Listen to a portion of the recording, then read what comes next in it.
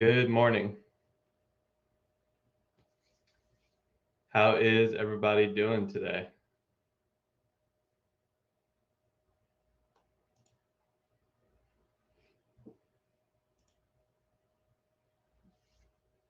Looks like we are all set. Just want to get a quick audio check. Thumbs up in the chat. Everything's coming through. Okay.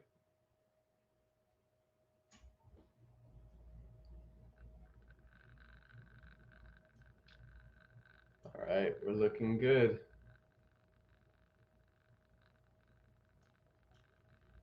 Let's see. And then confirmation on YouTube. I'm not getting any audio on YouTube.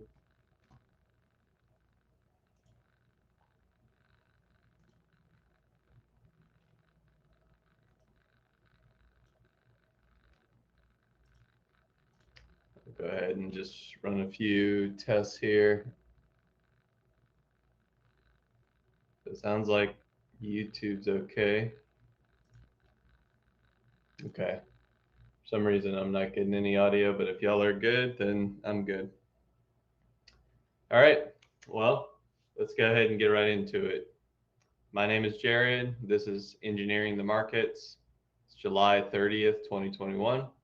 Let's go ahead and take a look at this Friday, talk about some of the events this past week and how it's affected the markets, along with the more recent event, which we're going to start off with. And that's, of course, Amazon earnings. So this past week, we've had relatively muted price reactions to a lot of our earnings events. We've seen the likes of Apple and Microsoft stay fairly well within their expected range or expected move. And we've talked about how to look for this range, to define it both pre and post earnings, and also what can occur if a stock is to move significantly outside of its expected move.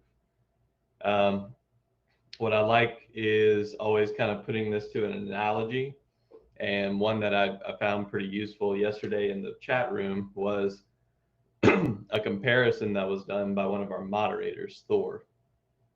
He talks about this idea of a rubber band in the marketplace, and there are often quite a few ways to find sort of overextension or stretching in the marketplace when things are getting a little bit too out of the normal. Oftentimes the likelihood is for it to kind of come back in and basically reset, range expansion leading to range contraction. But every once in a while, we get these movements that are larger than expected and do not come back in. Oftentimes, this leads to that rubber band getting stretched beyond its capacity, basically beyond its capability. And eventually, that rubber band can snap and things kind of fall out of the normal expectation. That's when things really start to get super volatile. And ultimately, there's this huge sort of scramble to figure out how to mitigate risk in usually a directional based play. So when you think about the expected move and how this marketplace in the option world is trying to define risk, think about the expected move as the rubber band essentially not being stretched at all.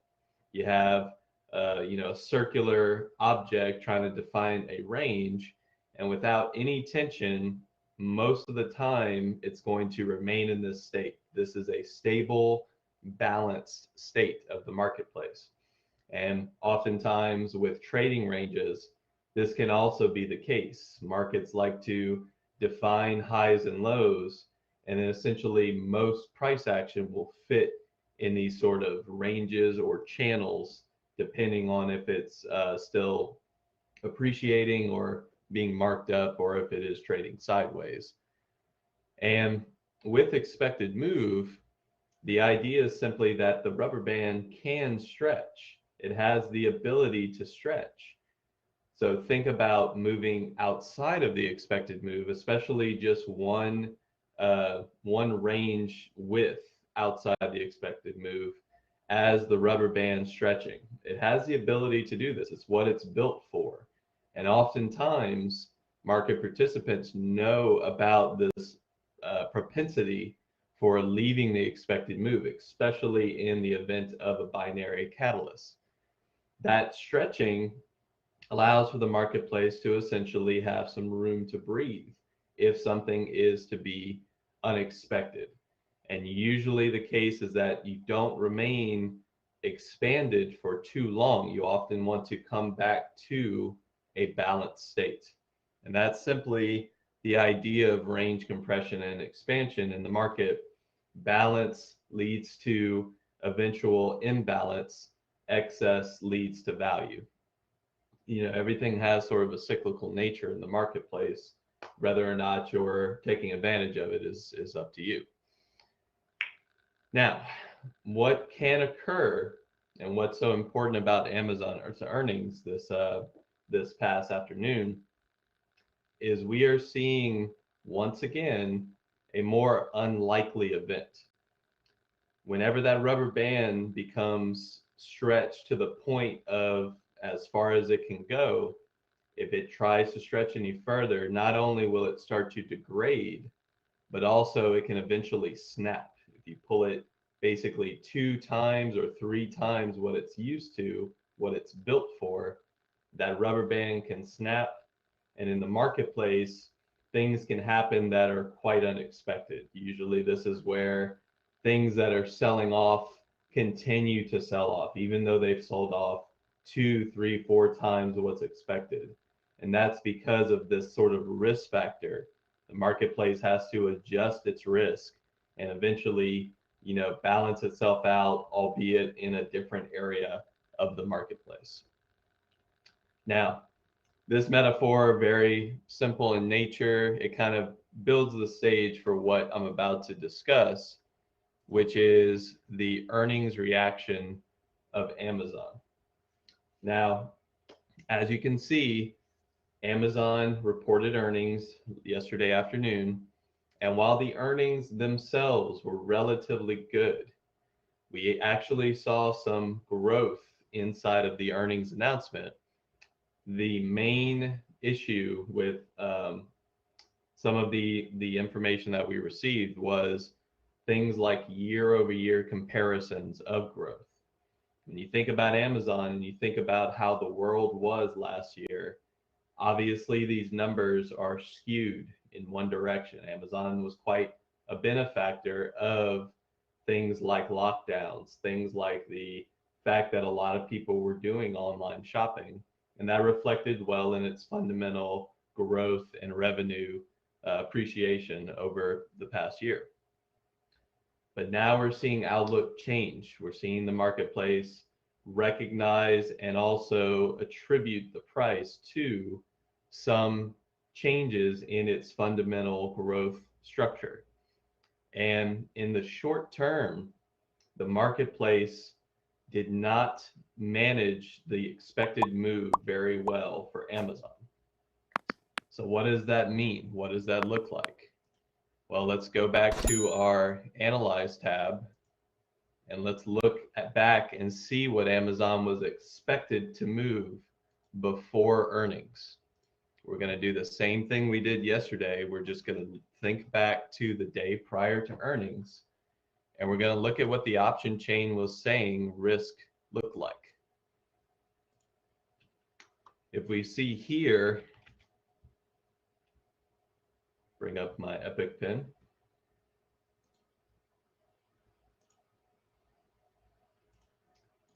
If I can, there it is. I'm having trouble with the Epic pin recently. But if we see yesterday before earnings, at market open, Amazon was predicting about a $132 expected move. And this is with the price sitting at about $36.30. Now, Amazon eventually closed the day approximately at 3,600, pretty much right on the dollar. And what the expected move did over the day was adjust itself to reflect that change in the closing price. It actually closed with this number pretty much at 100 to 105. When it comes to Amazon, about $5 doesn't really matter. But let's just say that Amazon was pricing in via its earnings series, the option series that is part of the earnings event, about $100 expected move. And remember our analogy, when we think about expected move, we think about $100 is a rubber band that has no energy put into it. It's a very relaxed range, and the market is saying, normal price action, normal sort of reaction to earnings should be somewhere in this range, $100 higher or $100 lower. Now, as we can see, they got it wrong. Not only did they get it wrong, they got it really wrong. We exceeded the expected move by approximately 3 deviations. So if 3,500 was one standard deviation, one width of the expected move, 3,400 becomes 2, and we pretty much got close to, if not tagged, a 3 standard deviation move inside of the earnings event. You can see here that on the pre-market and after hours, the price somewhat stalled in this range. And if we look back in time, we'll go back to just a 5-year daily.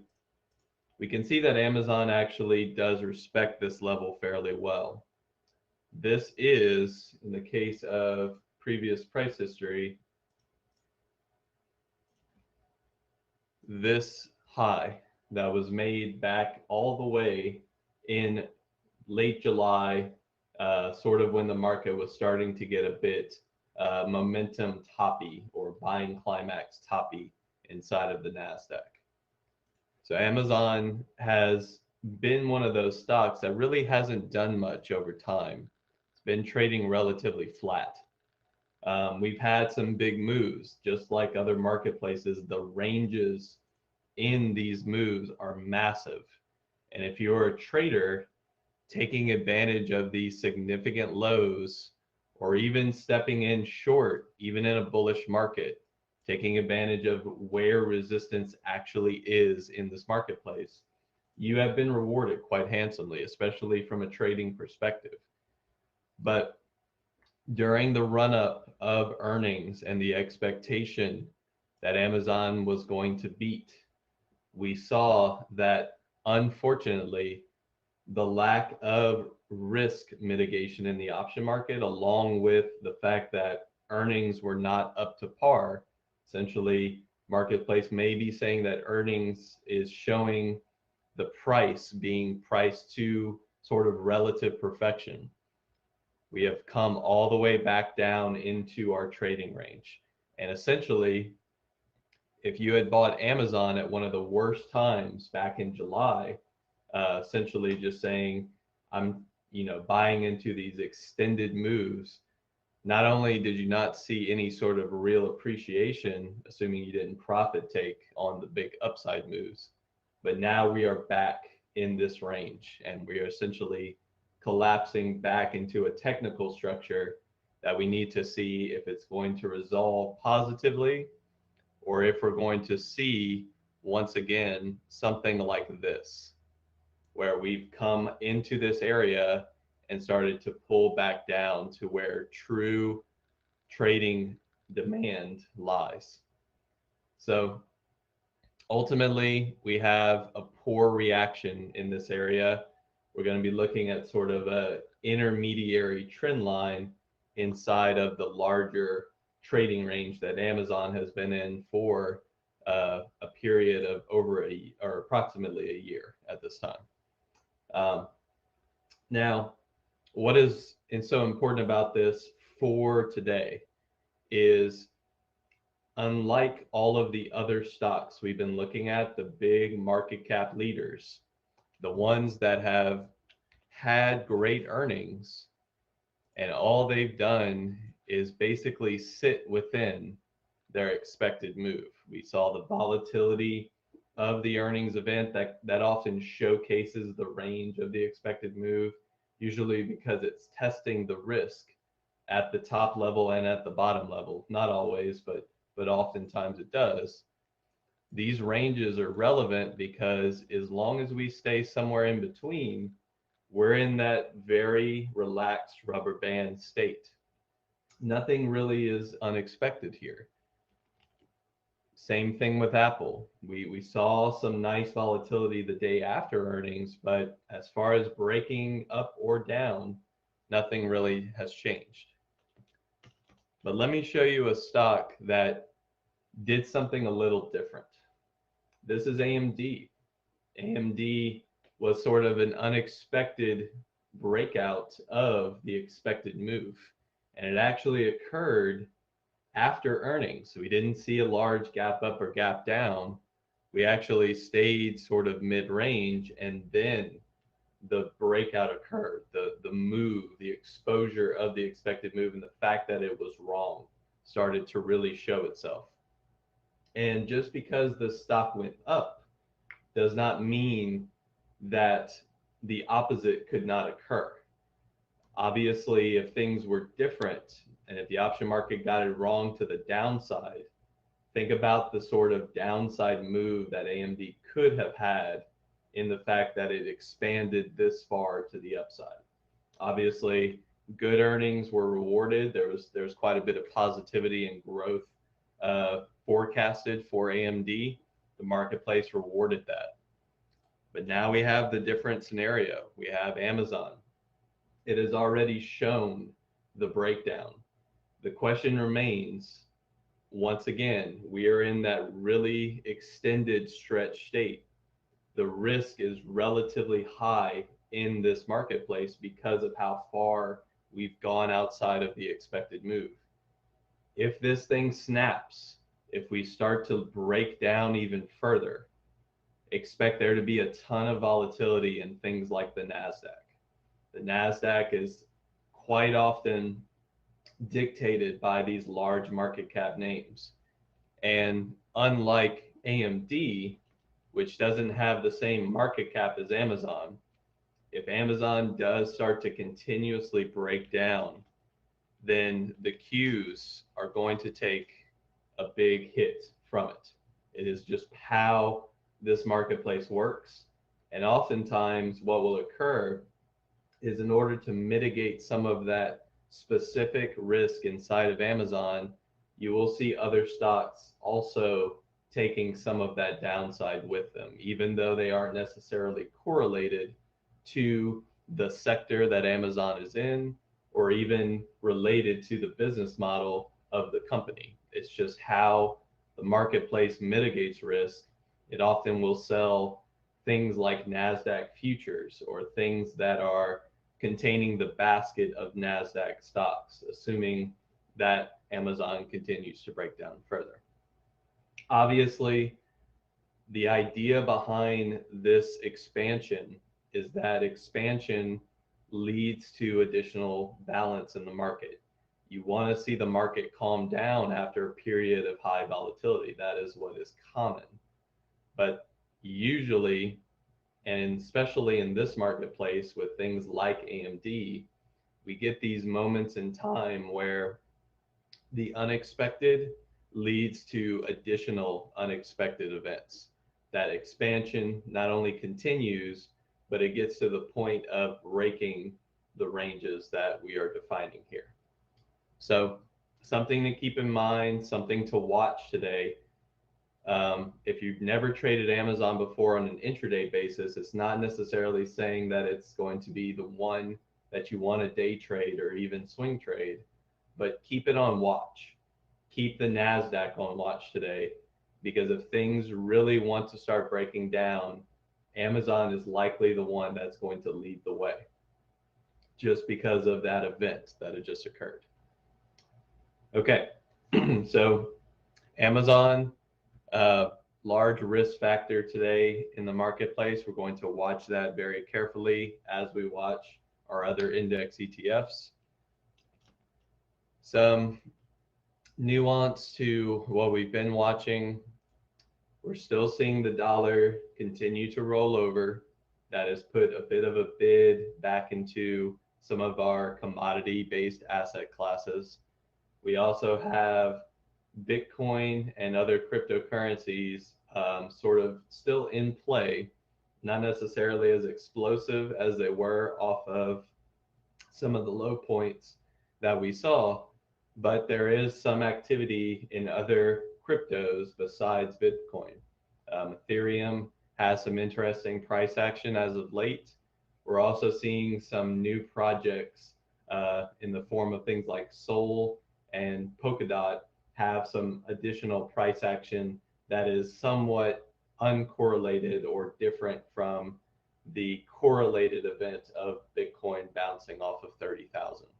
So crypto markets are, at least at the moment, showing a bit of renewed interest. We're seeing, that sort of tone shift inside of previous anxiety is, Bitcoin going to continue lower. Now people are trying to, reimagine, well, what if Bitcoin holds this range? What if we see a breakout? Obviously, that sentiment change occurs very quickly in the marketplace.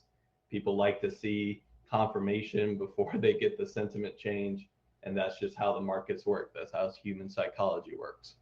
But short term, if we look at the chart of Bitcoin, and I'll just use futures here to get sort of a gauge, we're still within this trading range ultimately, because as we set our low at 30,000, this one's not going to be exact due to the fact that it is a futures contract. We also had a reactionary bounce, and that reactionary bounce often sets the true high of the trading range, along with some lower or potentially slightly higher resistance zones. Those are going to be areas that the chart will ultimately try to test. So we can see things like this inner resistance zone still providing some challenge for bulls, as we have not even cleared this area as of late. So big impulsive move off the lows. We know about some potential shorts covering inside of this marketplace that gave a lot of other altcoins and just, that sentiment shift. But look at the technicals and just understand that this is going to take a bit of time to start to develop. And ultimately, we haven't really proven much yet, except for the confirmation that that low is relevant. Obviously 30,000 was on watch for a while, couple of tests down there, a little bit of sort of in and out structure, but the eventual move away. Now it's time for us to truly break out or stay within the trading range. Keep things very simple based on your horizontal levels, and look for the trend to start to change, ultimately with things like moving averages or other sort of range compression events. All right, so that's Bitcoin in a nutshell and a little bit of crypto news. We're still seeing some volatility in the equities market, but the miners have, of course, somewhat calmed down. We have a couple of standouts. Some of the lower float or newer miner companies are a bit more explosive than the main ones. The interest rate, we're still in this sort of pause scenario.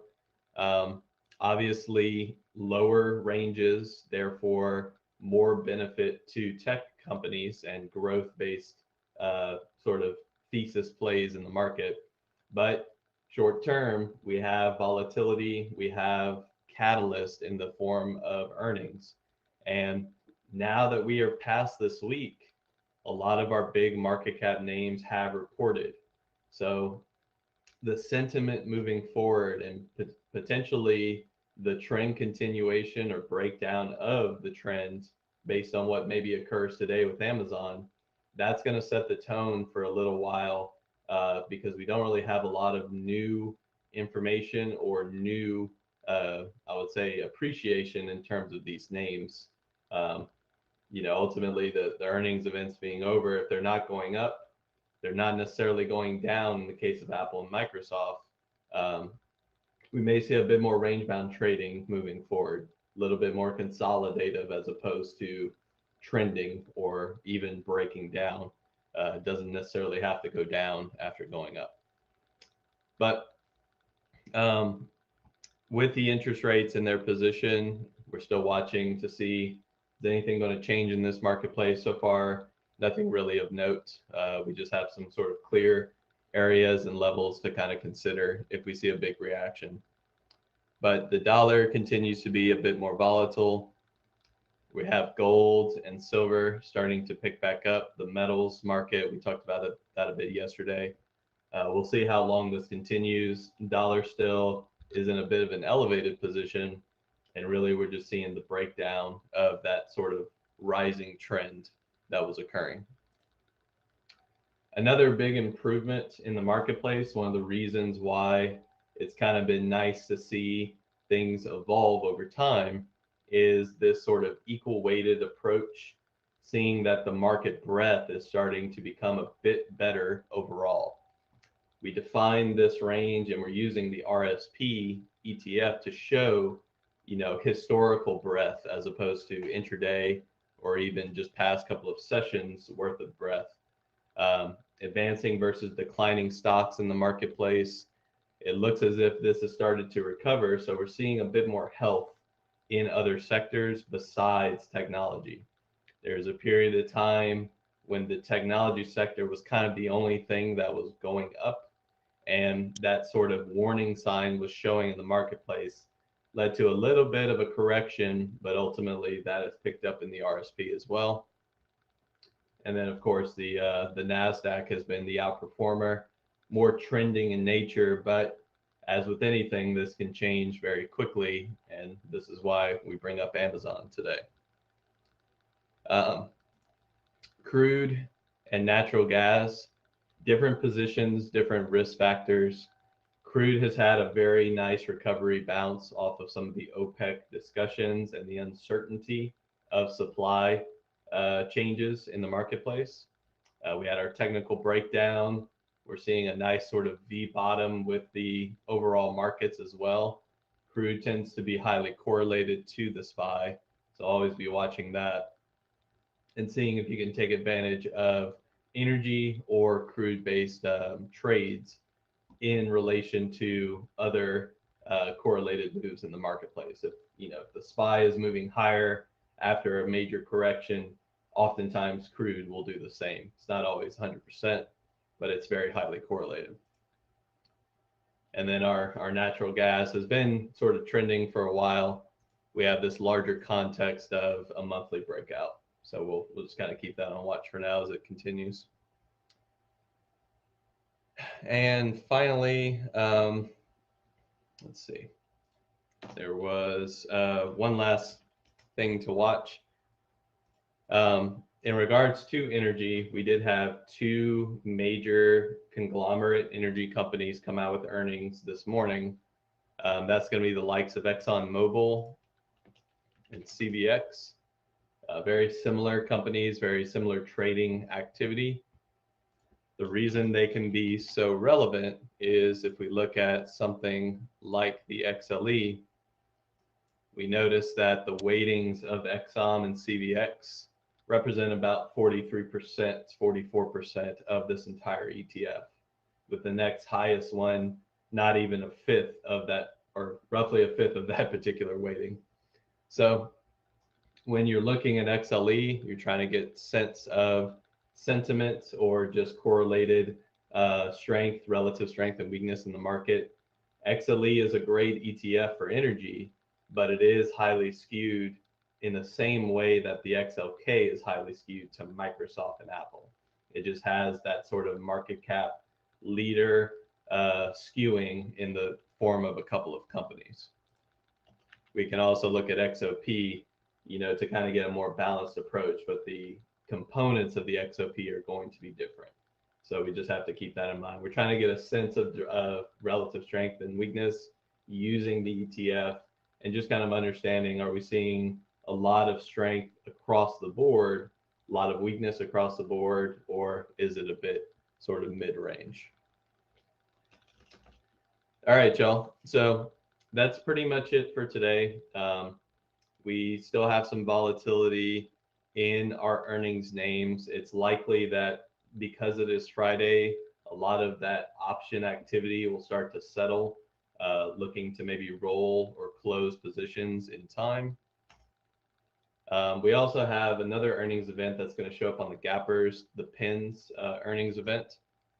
That, of course, was a pretty poor showing and a disappointment. The price is certainly reacting to that quite negatively. And if we look at expected move here, it is very likely that the option market got it wrong again. I won't go into that activity with the time remaining, but please review that if you're looking to take advantage of the same parameters, just with a different stock. PIN's very likely with sort of a 3 to 5 expected move. That, of course, was exceeded quite heartily. So with that said, quick announcement. We're going to be in the month of August and moving forward. We're not going to be having engineering the markets on Fridays. So essentially, Monday through Thursday, expect the same schedule, same sort of content. I'll try and structure the breakdown of which days are kind of situated for which discussions in a similar fashion. But Fridays, I will be taking that time to sort of benefit bear bull traders a little bit more internally, along with building more content for digestion and consumption. So hope y'all have enjoyed the Monday through Friday schedule. Stay tuned. We still have a lot to discuss moving into the month of August, but for now, trade safe. Hopefully everybody's had a great July, great trading July, or just a very learning-based experience inside of July. It's been pretty volatile with earnings. We've had some new developments over time, and hopefully we've taken advantage of some good trading opportunities. With that said, I'll shift it over to pre-market prep, and I'll see y'all Monday. We'll talk more then, and we'll cover more moving into the next round of earnings, along with what the market has to offer us next week. So stay safe, and we'll talk more then. Have a good weekend.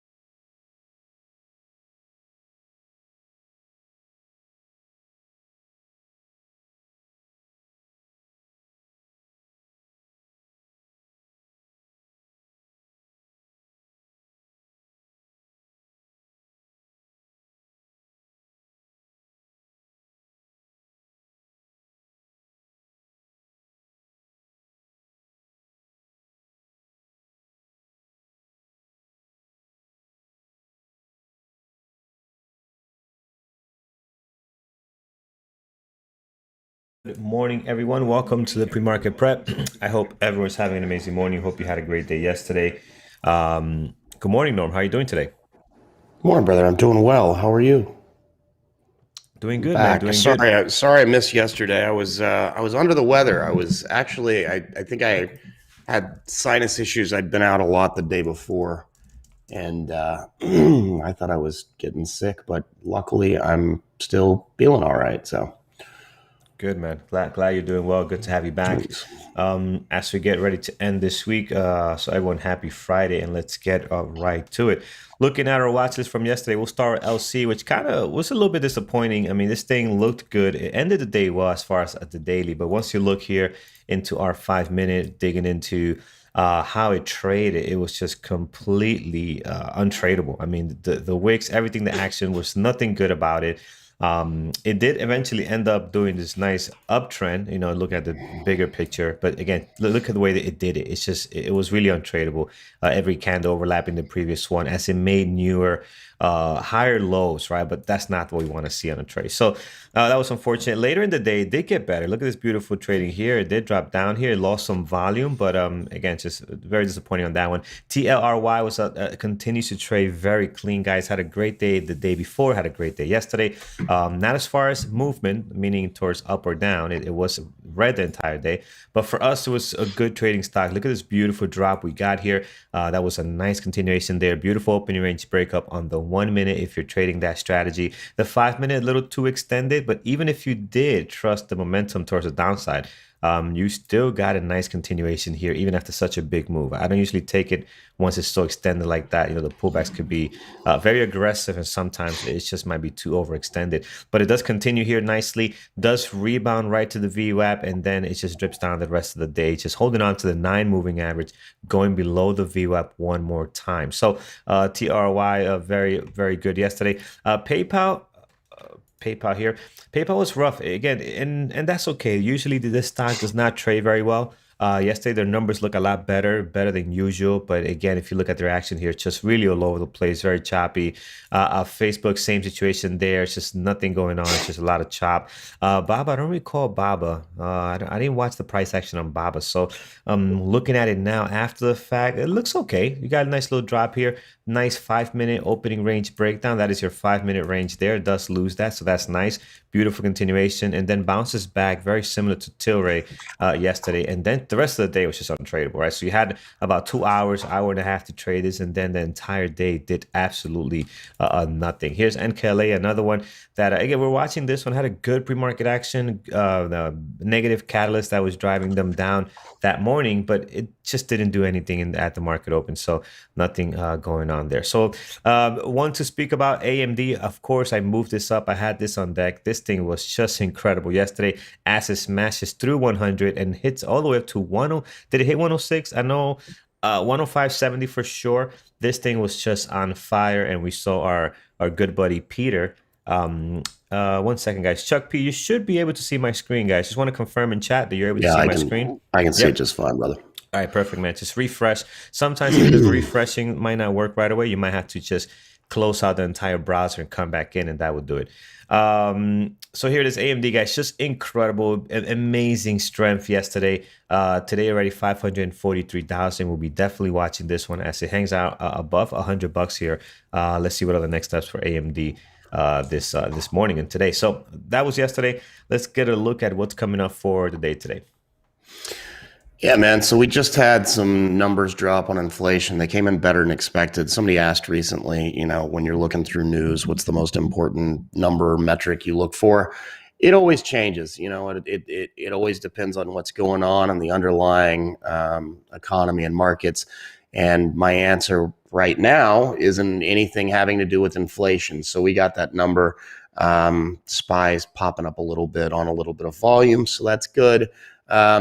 And unfortunately, our gap up list doesn't reflect that because there's nothing there. Everything's gapping down this morning. But those numbers came in all right. Then 9:45, we've got Chicago PMI and Consumer Sentiment Index out of the University of Michigan at 10 a.m. So that's what we got for today, and a big gap down list.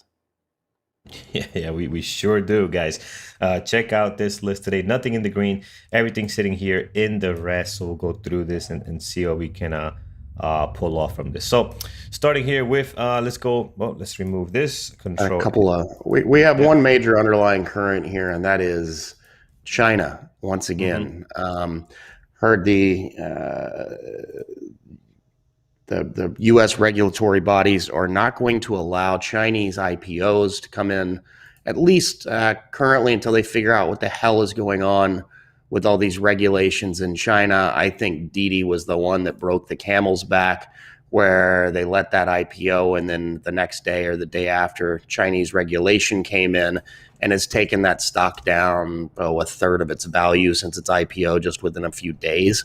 So they don't want to see people come in and have they don't want to see U.S. investors come in, throw money at something just for the Chinese government to smack it down and lose their investment. So makes sense. Perfect sense. Yep, I agree 100%. We're seeing that now here. Tao, Baba, JD, all down significantly this morning. And I'm sure there's some other ones on here as well. So let's start with Pins today. Pins is down a whopping 19.4. Yeah, something went wrong here. Destroyed this morning. So they had earnings last night, and the big story here is essentially all that growth that they saw. And if you pull back the daily for a year or 18 months, or even go to a weekly, you can just see they've had you go back. There you go. Look at that huge run. People staying home wanting to learn how to paint their house or build a deck or change their kitchen. Yes. People want to get out of their house now. So people are signing off from Pinterest, and they are getting destroyed. Yeah, we're seeing that now, guys. Big drop for them today. 19% right now. And we'll see. Good volume, 2 million shares traded at the moment. Definitely in play today. We'll add this one to the list. Let's see how this is going to trade after the market open. Usually they don't trade very well, but on news like this, these guys, I expect them to be going for today. Here's Seva. This one is down 18.5. Had a horrific day yesterday from 145 all the way to 105. And today they're dropping some more. 1.1 million shares traded. This thing is in play. A little bit tougher to trade, guys. Pre-market action looks great today. Let's take a look at the action yesterday. I know we brought it up in chat yesterday. I didn't continue watching it because all eyes were really on AMD with the way that thing was trading. But this looked pretty decent here. The issue with this one is going to be the price action, how it trades, and also managing your risk, right? This thing can move quite a bit. This first 5-minute candle going from 147 all the way down to 130. So you got to be very careful on your share sizing on this one. Spread looks decent today. We're at a 20-cent spread in the pre-market. That's not bad. So yeah, worth watching today. I think this one, it's definitely in play this morning. ANVS low flow sitting at 5.1. This one is down 13%. And again, I don't like when the low flow start dropping like this. You got to be a little bit careful this morning. Pre-market action doesn't have a whole lot of volume neither. So again, I'm not a fan of what I'm seeing as far as a low flow stock for this one. So we'll get rid of it. Also, I saw Andrew watching this one and Brian at the market open as well. I did not. I don't think I had it on my list. But again, it's just too many fake outs. The price action was not clean neither. So just be very careful with this one. I won't be watching it. If you do, please mind your share size. QFIN this morning, they're down 11.3. Another one that doesn't trade very well. Today's pre-market action, 322,000. So it's got some good volume. Their daily looks interesting here, losing some areas of support that we had in the last couple of days. So that's good for us there for a possible continuation. We'll have to see. I'm going to put it as a possible. I really have not traded this one. I think their price action is a little quirky at times, but we'll see. Today dropping nicely, losing that area of support, which I like. Let's see if that's going to lead to anything. Here's SPRT low flow at 17.7.3 million shares flowed this morning. They are down 8.8 today, 136,000 shares. Again, this one, guys, the volume is not really there for me as far as a low flow on short selling restriction. You do have shares for short, but again, for a low flow stock, I want to see better price action in the pre-market and especially at the market open. Can it get better? Maybe. Go ahead. 56%. I was just going to note 56% short float as of last reporting. This thing's been quite active recently with a bunch of big volume days. So I doubt it's still that level, but who knows? Yeah. So be aware of that, guys. Again, for a low flow, I don't like it. So I'll keep it off my list for now. AVXL, another one that doesn't trade very well, guys. This one's down 7.8, 131. But we've seen this on our list plenty of times on gap up days and gap down days. And their price action at the market open is not clean. So based on that, I won't be watching it. Their volume's not looking great, and their pre-market also not looking too nice. So the only thing they got going on here is they had a nice big red day yesterday, lost this great area of support over at 21, maybe a possible continuation. They're trying to hold on to the next area of support here. I'm not sure what's the catalyst on this one, but if you are going to be watching this one, just again, extra patience on something that's like this, because our history tells us they don't trade very well. Amazon down 7%. What's going on there? Well, they had earnings last night, and the big news is their guidance was pretty nasty. Yeah. So all right. So they're taking a hit. I don't trade this stock. It's not a great intraday trading stock, but if you do like this one, add it to your list. They're definitely in play today. It's just not one that I like to trade. Here's Billy. This morning, they are down 7.1, 215. Pre-market actions, okay, could be better. I do like their daily here. So this is a Chinese stock as well, right? I believe you see here the drop, the pop, and then coming right back down. It's one of the cleaner Chinese stocks, like a BABA, so it can trade very well. I'll add this to a possibles list. Actually, you know what? Maybe this Brian likes to trade this one. Yeah. And me and Brian have traded this in the past quite a bit. But Brian loves this, Billy. We'll add it on here. Let's see where that goes this morning. All right, heading on down, we have Amazon. We looked at already. Futu today. Futu is down 6.7. Also, you can see here the drop, the bounce back, and then dropping some more again. Definitely in play, guys. Got great volume. We'll put it as a possible today. We'll come back to that. Heading on down, Becky this morning. They are down 5%. Volume right now 327. Pre-market action is not giving you a whole lot right now. You do have this one big candle here with 44,000. Besides that, not a lot has taken place in the pre-market. Now, their daily, again, very similar to what we've been seeing here, the up and down. So I will stick to some of the other ones that can trade better volume, can trade a little bit nicer than Becky can. TIGR this morning, volume is okay, 607, down 5.3 today this morning. Daily looks a little bit interesting. We do have shares for short on it. Let's put it on here. We'll come back to that one. All right, we'll stop here. Let's see what else we have, guys. PDD. You guys know how I feel about this one. It is just a horrible intraday trading stock. Doesn't trade very well. Again, the last couple of days, maybe that has changed a little bit, but for the most part, the few times that we watched this one is not a great trading stock. Tau, again, another one on here you can watch, but again, it's just this thing is really, really garbage, guys. So be careful with that one. Baba, definitely going to keep an eye on this one. I think Baba is one to watch, one of the better stocks of the Chinese bunch here to trade. BCTX, no good. JD, you can watch JD. Baba and JD usually tend to move very similar, but Baba is much better trading stock. JD used to be. We spoke about that yesterday. Maybe now during these moves, it's giving us some good intraday action. Yesterday was not it, but the day before that, maybe. I think you did mention, Norm, that in the last couple of days, Brian has been trading this one. So you know what? Let's put it as a possible for now. Let's see what we get there. Tilray, definitely got to watch Tilray today. I mean, this thing has been trading very, very well, at least the last 2 days. And we also have some other days in the last 2 weeks that have been very nice. Today, less volume than what we saw yesterday in the pre-market around this time, only 439. But that is still great volume, not as much as yesterday, but worth watching, especially after the great moves we got yesterday. Let's keep an eye on that one. I think we kind of went through all of this stuff. Rio's no good. I believe this is foreign, if I remember. Yeah, it's a foreign mining stock. It trades like garbage. Yeah, so it's garbage there. FLGC, we saw this yesterday. This is also garbage, guys. I'm not going to waste my time on that. And then Wish. What is Wish doing? We haven't seen Wish, at least me, in some time. Just consolidating. Not a whole lot going on here. I think their good trading was only these 2 days. Outside of that, we haven't seen anything great out of Wish, so I'm not going to add that to our list there. Norm, what do you like this morning on your end?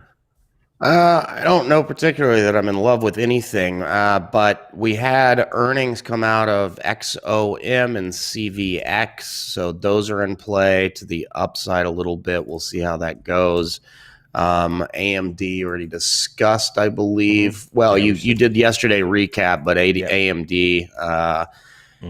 And just in case, Piton. Piton is similar in nature to Pins. Not in its business at all, but the stay-at-home trend. So it doesn't have any volume now. It can be difficult to trade. It would have to get decent volume to be tradable in my mind, but kind of a sleeper there that has some of the undercurrents as our biggest gap down stock. Yeah, I agree. Love this drop here on the daily too. So have it as top possible today. Let's see if they can get going this morning. All right, let's take it to the room. We have Fabio. You're giving us Tesla this morning. Let's see what's going on there. Tesla, I'm not sure. They had a good day yesterday. Right now, they're kind of slamming up against their previous day close, trying to get going here. Maybe a possible. I'm not seeing anything explosive just yet on it. We'll add that on there just in case we do get something going. Lost my spot here. Hold on, let me scroll up. XOM, we do have that one. Thank you. And then Mr. T, you're giving us TAOP, or you're just talking with someone about it? TAOP, starting to get going, starting to come alive here. What's the float on this? TAOP. Float sitting at 5.3. So good volume right now. Pre-markets needs a little more work here to become a really good parcel for a low flow. We'll add it on here. We'll come back to that one. It looks like it's waking up. It just started trading about 2 minutes ago. So yeah, so we'll give it a little bit there. Let's see if we can get some breakouts out of 440 would be nice. Let's see what happens there. All right, heading on down, what do we have? Shimmy, you gave us Hood. So Hood opened up yesterday. This morning they're down 2.5. Again, we do not have shares for short. This is why I usually stay away from IPOs. And again, it's just their price action could be very, very funky. You don't know what to expect. You have no levels to go off an IPO. So you got to be very careful trading something like this. I won't be looking at it. We'll give it some days to settle in and see what comes out of that. Here's X this morning, 394,000 shares traded, completely flat right now. It's just, I don't have no up and down gains on this. Let me see. Where's the previous day close? Oh, are we right on the previous day close line? Yeah, we were right on it, 25.47. So again, no percentage gain at the moment. Had a nice little comeback. The last couple of that looks like it could be a block trade or something that gave it volume this morning at 8 o'clock, or a settlement from yesterday even. Yeah, because this pre-market action is not showing a whole lot here. So yeah, I don't know if it's in play, guys. I do like the daily. I see you're looking at here. The daily looks nice for a possible breakout continuation, but pre-market, we're not seeing a whole lot right now. As far as action here. So they did have earnings last night, but it still doesn't look good. Yeah, it still don't look good. Apple's okay. I think Apple's just going into a consolidation right now. I don't think it's great at the moment. That could change, obviously, with Apple in a matter of seconds with the way they trade. But I don't see anything good right now in the pre-market action. I'm going to keep them off. I'm sure we will be looking at it if it does hit our scanners. Also a great one if the market starts trending heavy in one direction. We can take a look at that. So John G, X we're going to put aside for now. Yes, their daily looks good, but their pre-market and everything else on there, not all that great right now. XPEV, see what we got here going on. XPEV, I don't think XPEV or NIO or Tesla, they're all looking very similar today. They're not looking great. It's just kind of consolidating here. NIO has volume though. They have 1 million shares traded, so maybe we watch NIO for a possible breakout one way or the other. Their pre-market seems a little bit nicer than XPEV and Tesla right now. If you look at XPEV, you see that here that they just not as great. Tesla, where's Tesla? Here we go. Tesla is definitely probably the worst one pre-market action wise. So again, I don't know if they're really in play today. Maybe we'll put NIO on the list as a possible. We'll do that. All right, let's head on down. Hood, X, we looked at good. Amazon is definitely in play today. If you like to trade that one, add it to your list. X is good. We have that. Pins is good. All right, there we go. Chuck P, what defines a good pre-market action? Let's find one for you. Good pre-market. That's not a good pre-market action. I think Pins has a great pre-market action.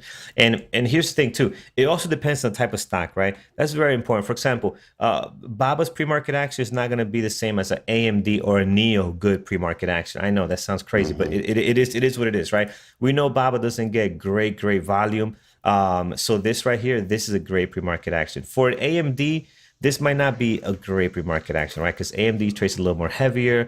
They can move a little better. So there's kind of like a different standard for a stock that can trade better volume on a regular basis. Also, if you notice anything on the New York Stock Exchange, their pre-market action is a whole lot different. If you look at a Bank of America, right, this is a horrible pre-market action in any given case, but they can have a slightly worse pre-market action compared to like an AMD and still be in play, right? So as I go through that, I'll give you guys some good examples. Tilray, for example, this is okay pre-market action, right? Tilray, we expect some good volume out of that. We're getting that now. But if we look at Saba, this is a great pre-market action, right? You see a nice little drop here. You see the movement. You basically, and we talk about this in our education center. We go into much detail. It's a whole class on this. You basically want to look at the stock as you want to get it close to possible as if the market was open. right? So if you have that nice range, you don't have a lot of wicks like you do here, you have some good volume, that indicates a good pre-market action. But again, like I said, depends a lot on the stock, depends a whole lot on the stock. Like pins right here, this is an amazing pre-market action the way this thing is moving. Pins normally does not give you this type of move here. Now if this was like I don't know, a good example like a Neo or something that trades a whole lot better, it might not be as great, right? All right, so we'll stop here. Let's look at QS. Last one on deck. This is not a good pre-market action. Very choppy right now. No volume. And again, and this one doesn't trade well most days anyway. So rarely do we watch this one. Let's take it over to YouTube, guys. What do you guys like this morning? And as we're doing that, so I'm going through your messages here. Make sure you hit that thumbs up. Highly appreciate it. Helps us out a whole lot as we close out this week for Friday. So Saba, we do have Hood. We looked at, it's Dog's Breakfast. MCAA5. Yes, I agree with you. That doesn't look good right now. What else we have? AMD is on deck for sure.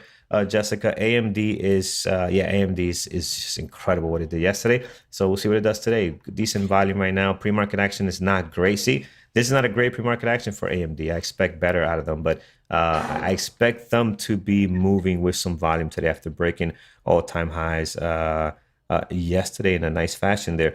All right, anything else? ERYP. Low float. Yeah, so low float right now. What do we have here? 11 million shares traded. What's the float on this? ERY. I think it's 5 or 6, if I remember 5 or 6. correctly. Yeah. No, we're seeing more on. We're seeing more Okay. on. I looked in it. Yeah. It's 16. I was thinking of something else. It's 16 on FinViz. Yeah. So 20ish, it's right around that low float. Right around the area there. Threshold. We'll see. I don't like both of these today. I'm not a huge fan of both of these low flows. We'll put them on here. We'll come back to them. Let's see how they look like in a couple of minutes here. LCID. I think we looked at this before, and it's not a good trading intraday stock. It usually is. It just hasn't been great since it. Yeah. This is just recently trading under LCID. It used to be CCIV, which we traded a decent amount, but it de-SPAC'd. Yeah. So I'm not sure about it, guys. Maybe it can get going today. We'll let's throw it on here. We'll come back to that as a possible. Belfa, is that a ticker? Belfa. Ooh, no. When you get that many numbers, when you get that many letters, run. Yeah. Run from that and run from what? No. Let's go to announcements ASAP. What do we have going on? Community announcements right away, guys. Right away. All right, guys. Peter's webinar is up. Dr. Katz's webinar didn't take place. All right, so we will have a fresh schedule. I'm sure they're getting that webpage updated with all the webinars. We will have webinars this coming week and then throughout August like we always do. Between family emergencies and some other issues, this week was kind of a mess. Anyway, remember trade of the day, trade of the week. Take a screenshot of your best trade of the day with entries and exits, of course. Then put any commentary you can to describe the trade. Post it on Twitter, tagging at Bearable Traders at Mike_BBT and at NormBBT. Also use hashtags BBT Family. Day trading and stock market. We'll pick the winner for each day and announce it on Twitter and in the room. And then take all the trades of the week, vote on them over the weekend as a team, and announce the trade of the week on Monday. If you are watching on YouTube and haven't been in the chat, you want to be part of the experience and the fun. Use the promo code premarket24. It'll give you 7 calendar days, 5 trading days in the chat room. Does not auto renew or turn into any other kind of membership. Also gives you access to the onboarding classes every Monday night, 8 p.m. and tech at 9 p.m. That we do live. Also, if you are curious what all those webinars are, we have the promo code options50, which I'll talk about in a second. But you can get half off the monthly elite membership. So you can come in at the same price as the basic membership at $99 and try out the elite membership with all the webinar content we have and all the educational material for 30 days before and have a decide whether you want to keep that, and it'll then start billing at the normal price after that. Options 50, because we just released our new options content, should be available. Hope to be adding to it more and more. So hope you guys enjoy that. All right, absolutely. Sack is asking, does 1 month elite membership give you access to all the webinars, every Yes, single one of them? everything. But Yep. good luck trying to go to them in 1 month. Yeah, it's a lot. Good luck. Yeah. But yeah, yes, you do get everything, guys. So definitely make sure to take advantage of that. Anton is asking, is the shortable amount in the montage in sim usually pretty close to IB's amount shortable? I believe it is because the data is coming from live market data, right? So Yeah. it should be They use pretty IB close. data. So Yeah. and the thing about sim is just like level 2, if in reality there are only 100 shares there, if you buy 100 over and over and over, it's not going to deplete those. You can buy shares. I don't think it's going to limit the amount you can short. If it says there are 100 shares to short, I think it would just let you borrow 1,000 or 10,000 or whatever you wanted to in sim, because all it's seeing really is it shortable. Yeah, that's the only kind of gaps you have there. But if it's very similar other than that. Yeah, very. But similar, you're not going to run it. You're not going to run into that problem in the real world anyway. Right. In all likelihood, the chance of that is being an issue is very, very small. Yeah, I agree 100%. Unless you trade something that's really thin in volume and price action, but outside of that, you shouldn't have that issue.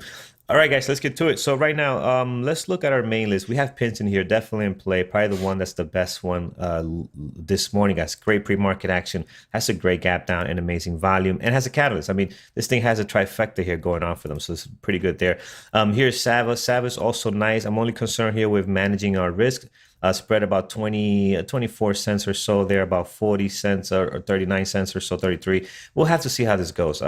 It can get better at the market open, but definitely before taking a trade on that bad boy, make sure you check that spread. Make sure it is looking somewhat decent. Billy is decent. I like that one. Baba is definitely in play. Both of these are, I'm going to keep an eye on. Tilray I have here for a possible continuation towards the downside. Big red day yesterday. Pre-market action is not great right now, but we'll see. And AMD, of course, we have to see how AMD does today. So I think we have a decent, not great, right? It's not a blockbuster list here, but it's not bad for a Friday. Not bad for a summer Friday. Neos, I have it as the top possible. I might move this up depending how things go. Piton, I think, is good. QFIN, I'm going to remove QFIN. You know what? As much as I love this drop here, I'm just not a great trader of this stock, and I never have been. So why bother with that? Futu's pre-market action looks really good, guys. This is also very similar to what we discussed here in Sava. It's going to be managing the risk. We'll put it on here. Great volume, down 6.9. If you have been successful, you cannot see my screen over in chat. Let's fix that. What happened? Why did that disconnect? Let's go over here. Why? Oh, that is on me, guys. Sorry, I forgot to flip that switch. There we go. Ready to start the weekend, I guess. All right, you should be able to see that now over on YouTube and our chat. And then let me turn this back on. Make sure you guys can see that screen as well. Is that good there? Okay, sweet. Thank you very much, guys. Thank you. Okay, so then thank you over on YouTube. I got into the zone and started not reading all these messages, so we should be good now. All right, so Futu is okay. TIGR is decent. We'll have to see there. JD, I'm going to remove JD. I like Baba a whole lot better. We'll keep an eye on that one. XOM is a good possible. Tesla, I got Tesla and NEO here. I think I'm going to keep NEO. They have a much better pre-market action, so we'll keep NEO. I'm going to get rid of Tesla today. LCID, good possible for today. We'll leave it on there. And we got 2 low floats here. We'll come back to this list again. I think going through them, I don't see anything that looks better than our main list this morning. Sava might be one that I might move down for like a Neo or something, or a Piton. We'll see. But Neo looks interesting here. They got some good volume this morning. All right, let's get some levels in place. Pins, the best one for me this morning. This looks really good, guys.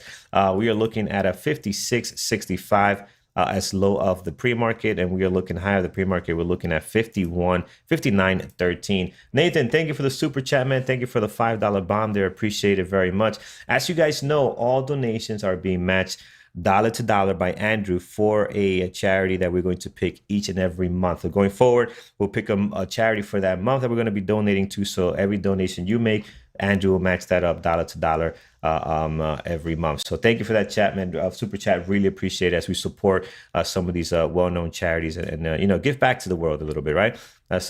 Giving is a very, very important part of trading. If you're not doing it now, you should be. It is amazing what it does to your trading and your whole mindset, right? We could do a whole webinar on that later down the line. 59.13 high of the pre-market. Above that, we do have this great level here over at 62.05. And then right up here, we do have another one at 65.84. Towards the bottom, just in case we do drop some more here, which we can, 53.94 here on pins. Pins looking really good this morning, guys. Great pre-market action. They're down 18%, trying to come back, was down as much as almost 2019. So we'll see. We'll see how this goes. Great action out of that one today. Here is a Seva. They are down nice 15%. As I mentioned before, and I'll keep mentioning it because we want you to be aware of just the risk management on this one. Got to be very, very careful. It's got to be in top shape. If you're struggling with sticking to your stops and, in certain things that you know your faults, you know what you're bad at, right? You know you need help in getting better at. If stopping out is one of them, this is not a stock you want to play around with. Futu is not a stock you want to play around with. A low flow stock is not something you want to play around with because they will make you pay big time. Okay, so be careful with that. 77.57 low of the pre-market, high. Well, not high of the pre-market, but right where the price action is at. I'm seeing a great level of resistance right on there. Look at the ping pong action going back and forth here for some couple of days back in what's that, June. So I definitely want to keep that level on there. 87.67, slightly above that. If we were to look forward or ahead or up, 94.18 is a good one there. So definitely keep that level there. That's nice. And then we have the lows from yesterday right on there. So that's good. I think great pre-market action, amazing volume. So this one's pretty much all set. Let's get a level towards the bottom in case we lose this 77.57, which is our low of our pre-market. 73.07 is a good one there. Look at that great area of support over and over again. And even here, nice area of support. We come down, slam up against that, and then change direction. That's always a good sign for a level of support. Here's Billy. Billy this morning, again, a lot of Chinese stocks doing the drop here, coming back up and dropping some more today with some more negative news that's coming out of China on these stocks and regulations and so forth. 82.60 is the low of the pre-market on this one. Your high of your pre-market pretty much right on the low from 2 days ago, low from Wednesday, right? So do not need to mark that. That's being done there for you already. You can mark down this one here, the high of this day. I won't put too much weight on that level though. I think the other ones are a lot more important than this one is, but 85.30, if you want to mark that down, you can. I don't see it as a very big level at the moment. So far, if you look at this price action, you're surrounded by the highs and lows of the last 2 trading days. You do not need to add in anything more to Billy this morning. Here's Baba. Baba's another good one. Again, you also have the same drop here, the pop and then dropping down again some more. So let's remove some of these levels, make this chart nice and clean. Towards the bottom, we do have 169.91. I'm sorry, 186.91, excuse me. And then towards the bottom of that, 180.02. So basically 180 right on there. And then surrounding the price action, highs and lows from the last 2 trading days, got you covered, doing an amazing job here. Your high is basically the low from yesterday. And your low for today is basically the low from Wednesday. So you pretty much cover there as far as levels go. Here's Tilray today. Had such an amazing day yesterday, guys. Did trade very, very well. Let's see if that continued. And the day before too, had 2 really good days back to back here. So right now, volume is good, 516. Low of the pre-market, 1475. The high of the pre-market is sitting over at 1515. So we'll slam a level there as well. And then surrounding the price action and the highs and lows, you're pretty much covered, guys. You have the highs and lows from the last 2 trading days. You have the previous day close right on here. I think you're pretty much set on Tilray. So we'll see where this goes. It'll be nice to get some kind of breakout. Right now, we're just kind of getting some sideways action on it after 2 really bang up days, heading up and then heading south. That was nice to trade. Let's see if this thing can get going in the same fashion this morning. Here's AMD. Just incredible action the last 2 days. You had some good stuff here happening on Thursday. Wednesday. Some great stuff happening yesterday, Thursday, and today. Let's see what it wants to do. Obviously, a little bit extended on the daily. Did have to use a lot of power there to get to that 106 and slam above that 100 mark yesterday. We'll see. We'll see where it goes today. 700,000 right now. That is great volume. Not so much great pre-market action, but that is expected after you got such a big move here. We do expect this to move sideways a little bit until we decide what's the next steps for AMD. So high of your pre-market 102.66. The low of it is a 101.14. So AMD really nice volume right now. we'll see how that turns out. And then we have our secondary list. I'm going to go through this again a little bit later. Let's give it a little more time for it to develop. I'm going to slide over to our moderators lineup. And what do we have here? Actually, we need a little more time, only a few. So let's go through this now while the moderators get their list together. We have Neo here. Neo's got a great pre-market action, guys. Volume is good. This beautiful pop here, got a nice little drop here, which is kind of moving sideways now. So not a whole lot going on right below the previous day close. I think it's decent for a possible. Piton is good. I like this drop here. Let's see if that can get some fuel going this morning. Futu today, you know what, this pre-market actually looks very good. Very, very good. So definitely want to keep that one on there. TIGR, man, these two are just like identical. I almost felt like I didn't even switch the charts when I went over TIGR and Futu. Whoa, my man. See, now that is what I am talking about. R. Aguilera with $100 bomb. Thank you for everything you do, guys. Wow. Appreciate you very, very much, my friend. That's going to go to some good cost there as Andrew matches dollar for dollar there on that amazing donation. Again, once again, R. Aguilera, thank you so much for that amazing donation. We guarantee it's going to go to a great cause. Guys, we understand that not everyone can donate, but your thumbs up is a huge help as well. So make sure you hit that thumbs up. That is also very much appreciated over on YouTube. Thank you, guys. But again, once again, guys, R. Aguilera, thank you very much for that amazing donation there to the charity that we're going to be picking for this month. All right, Futu, guys, looking good. TIGR, they both look exactly the same as far as pre-market action.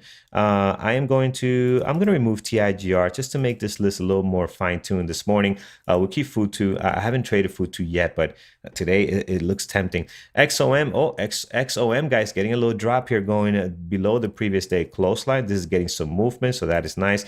And then LCID, we'll see if this thing can get going. Hasn't been trading well the last couple of days. We'll see where this is going to end up today. All right, let's take a look at our moderators lineup. But before that, quickly, the two low flows for today. We have ERYP and we also have TAOP. TAOP looks much better in my eyes right now. I mean, it's 2.4 million. I like what we're seeing here after 8:30. We're getting this nice little patterns going.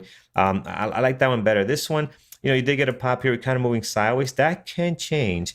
They're up 98%. That can change. So we'll keep them both on here, but definitely TAOP here looking very, very nice this morning.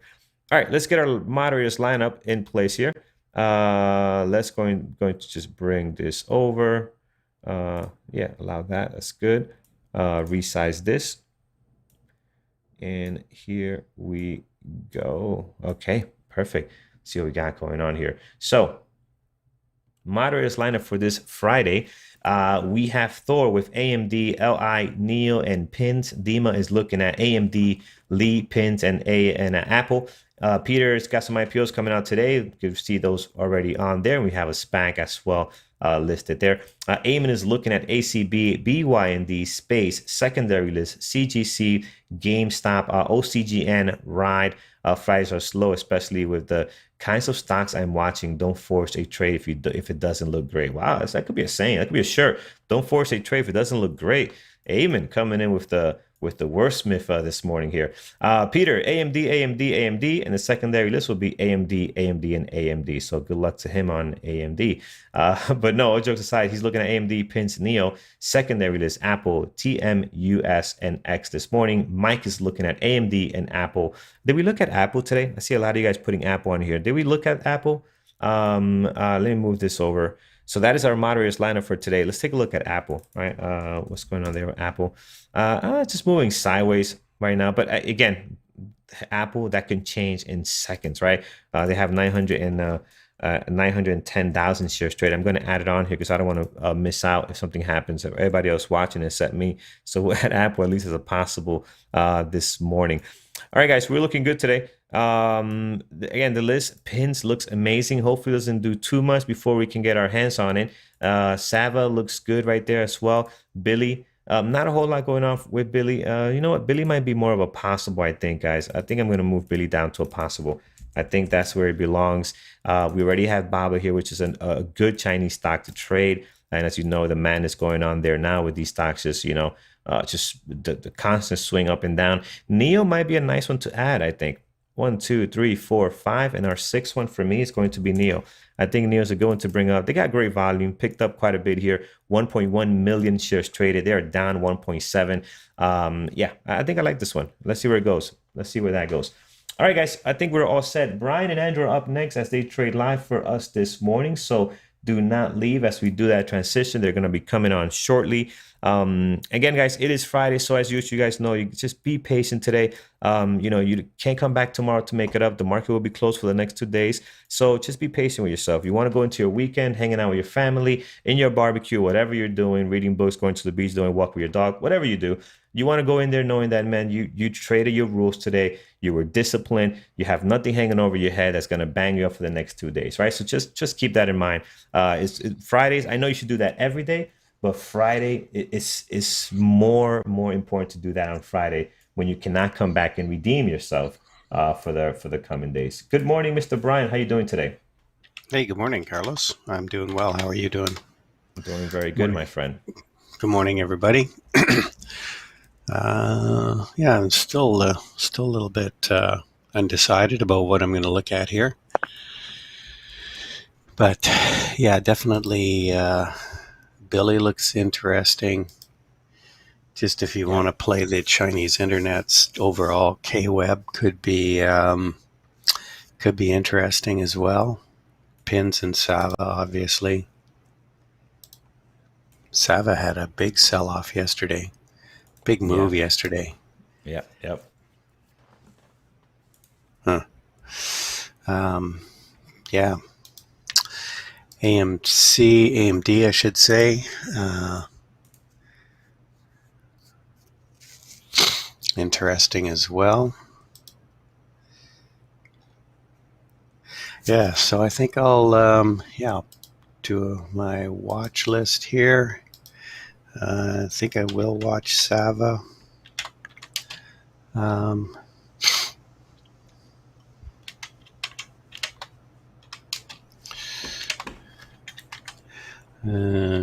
Okay. And Pins is really down. Obviously had some disappointing. I think it was user numbers was really off after, of course, you compare the pandemic to now. So I think their comparables weren't great for user growth.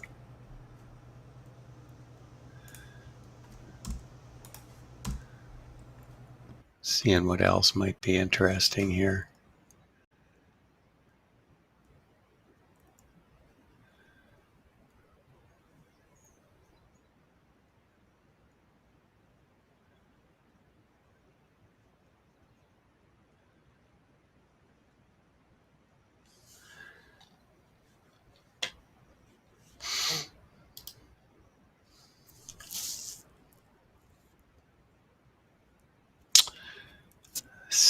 CPRI is the only one that's kind of gapping up here on the watch list, and CGOC, or SGOC, I should say.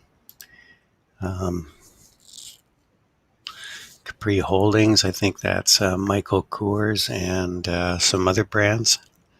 So they had some good report. I'll keep an eye on maybe that one too. It kind of looks interesting.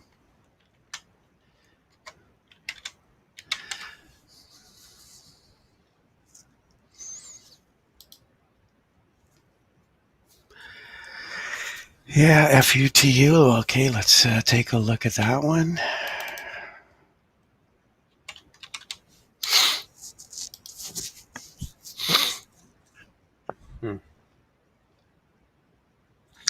Down a lot.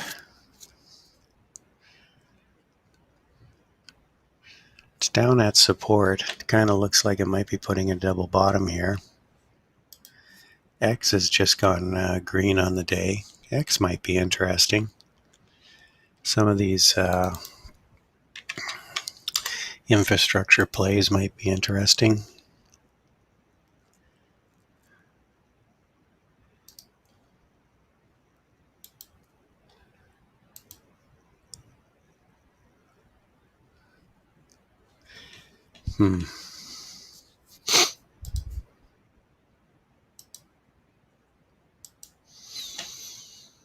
Okay, well, I'm going to set up my watch lists here based on what I'm looking at. Yeah, the Dow is down the least right now.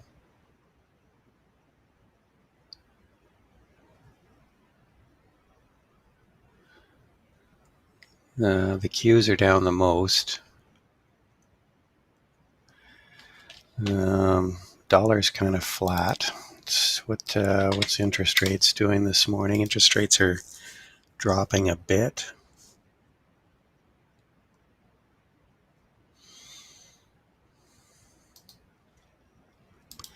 Based on the TLT price action so far.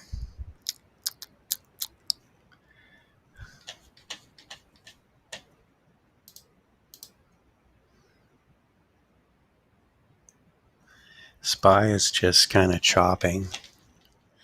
I don't know. This feels like a day where you might want to take it a little bit easy, but we'll see what happens here. Pins is trading above the VWAP, gapping down, but trading above the VWAP. So yeah, it could be interesting. It's only got a 4% float that's short, so it doesn't really have a big short interest. Yeah, Pins is just popping up a bit here. Pins definitely looks probably one of the more interesting ones here.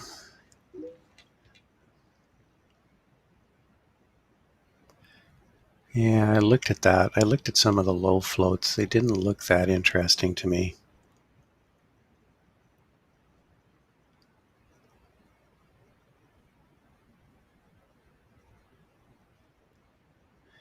Newbie, you can a couple ways you can do it. If you have trade ideas, if you have the trade ideas scanner, there's a box that gives you some basic information on it. If you don't have the trade ideas scanner, then you can just go to a site like FinViz. Is pretty good for that information.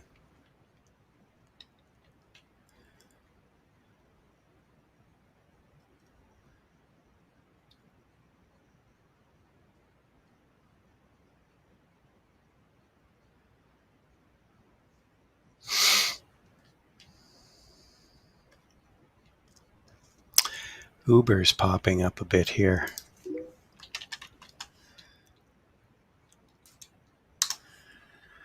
We're all here to help each other.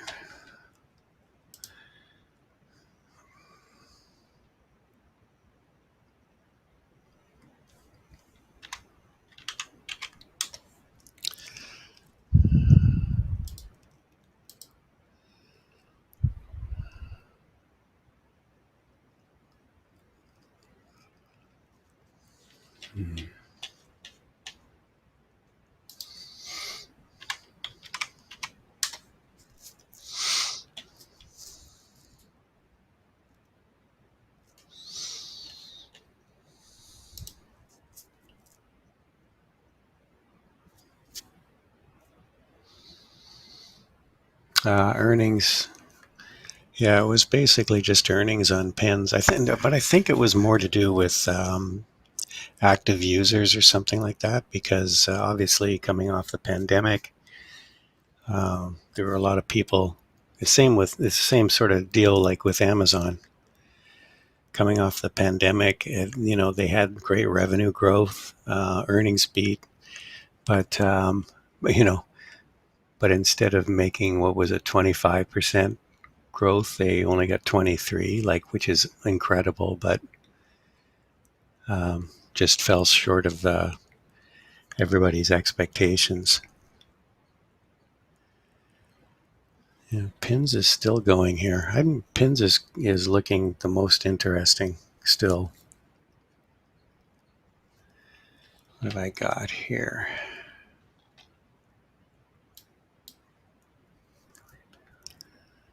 Um,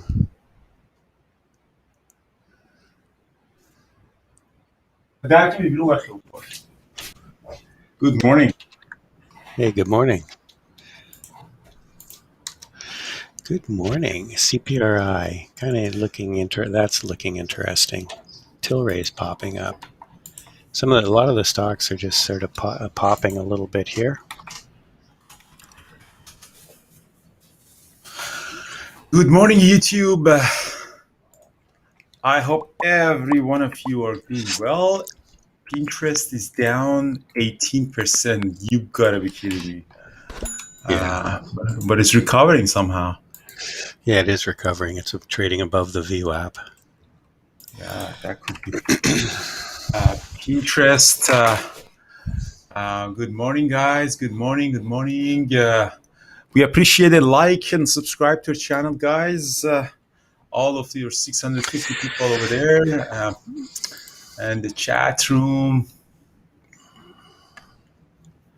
Raf Sila. So, same as usual, stealing Brian's watch list. So, pins is good. I found the secret to happiness. Wake up late, steal Brian's watch list, and do whatever he does. And make a Salah, fortune. make a fortune. AMD is hovering over. AMD is doing some stuff. What else do we have? Mike, Apple, and AMD. Peter. Peter, AMD. Yeah, Peter's big on AMDA. Neo AMC do. IWM is a jerk today. Qs are down. SPY is down. I sold some AMD calls, naked calls again. 105s. I'll probably cover them. Yeah, I was just kidding. Thanks, Brian. I was just kidding. Copy other people. I know. You got to make your own Cool. call here. Very nice. Yeah,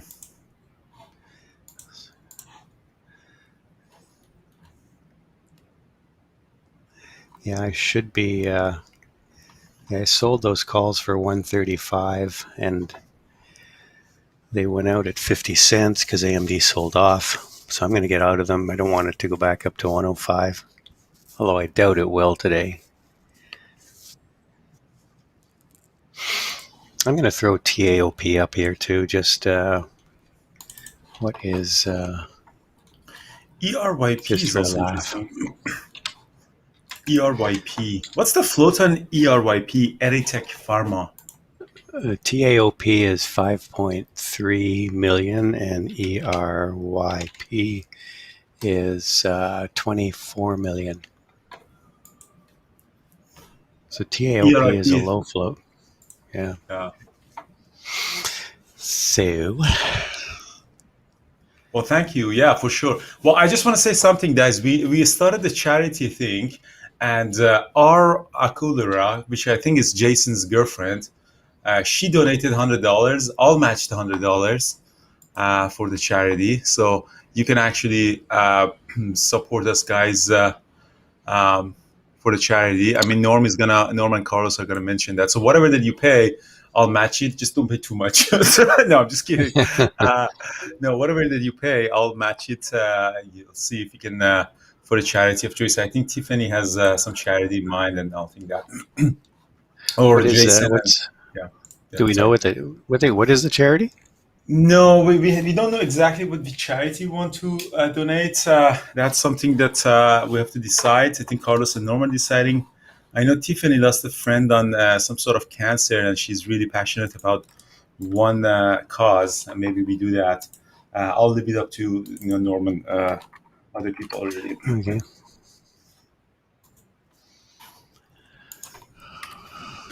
Nicola is at $12. Why? Why Nicola is not at $0? Yeah, I don't know. It's the shortest squeeze, you really, even if you're a short seller, how do you dare shorting these stocks, when you know Wall Street bets and other people can jump over you. Sava is crazy too.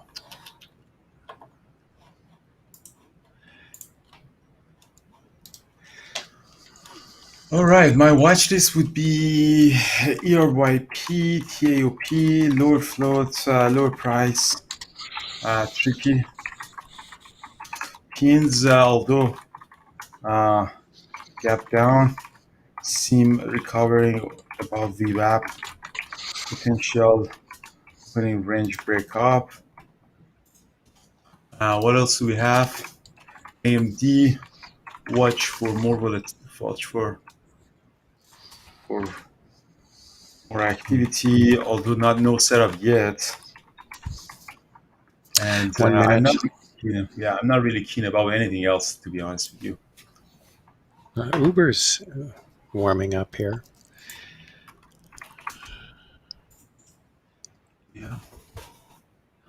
Yeah, to be honest with you, the problem is I don't have actually much interest. I think Pins is gonna drop, and it's probably gonna drop. Chill. Yeah, almost feels like it. I've gotten a small entry on Pins at 59. ERIP potential breakout. ERYP. Okay, so the market is open. Let's see where the volume is. Apple opened really active. AMD really good volume. That one is ripping up. I'm not touching ERYP yet. Apple opened really strong. Just gonna sell some Pins here. 66.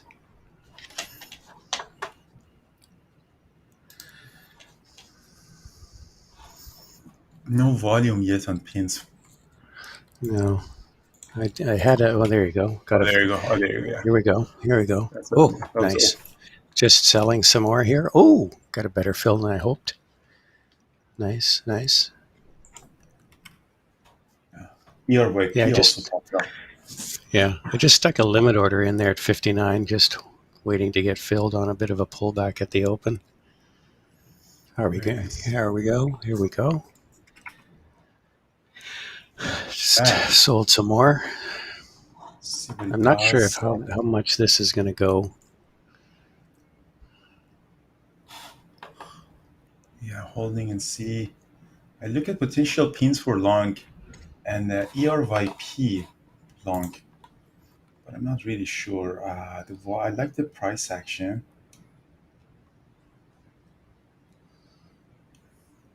Pins, this pullback might be interesting. Let's see what it does in this pullback. Apple opening range break up. Apple 1 minute opening range break up at 145.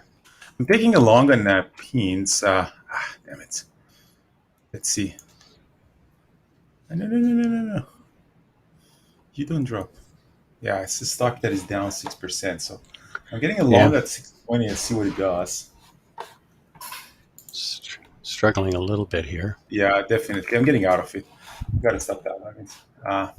Because this stock is also gapped down 17%. I don't want to be just getting destroyed.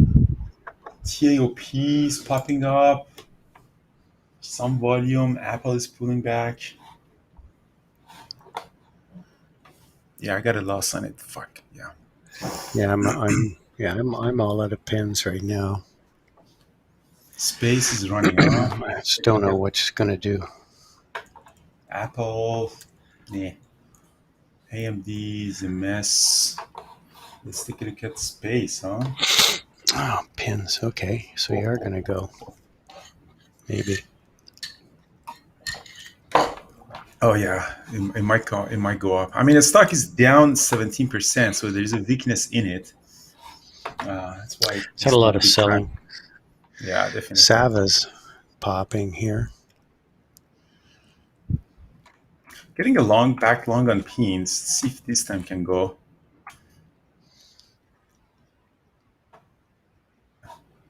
I mean, again, this is a stock that is gapping down. Definitely, although he hold the VWAP, definitely weaknesses in there. ERYP is popping up. I'm taking a long on ERYP at 885. ERYP at 880. Let's pop up above 9. Yeah, this one is going to stop me out again too. Oh yeah, got halted. I'm in a halt. Very nice. So I'm in a halt ERYP. That was a squeeze. Yeah, nice one. Doing. Come on, pins. You will go up. I'm in the halt on ERYP. Let's see if these pins can go. It's gonna stop me out really bad again. I'm getting out of pins. Yeah, they're coming. They're coming to pick me up. They're coming. AMD is strong. AMD is a long. Yeah, pins just got stopped out really bad last night. AMD red to green. There you go. The ERYP was nice. Did anyone jump into ERYP? I'm into halt. No, I missed that. Yeah, I have a lot of shares on it. I'm in there. I'm not like a bus. Yeah, nice. It's AMD popped up. SPY's popping here. Oh, look at AMD went green on the day. Yeah, that's definitely for sure. Yeah, pins. It's a good example. Pins that Pinterest. Although it was setting up for opening range breakup, but because the stock is down 18%, even though above the VWAP, as you see, it just didn't have enough momentum to the upside that to just get out of it. AMD's fuck AMD. So I lost really bad on it.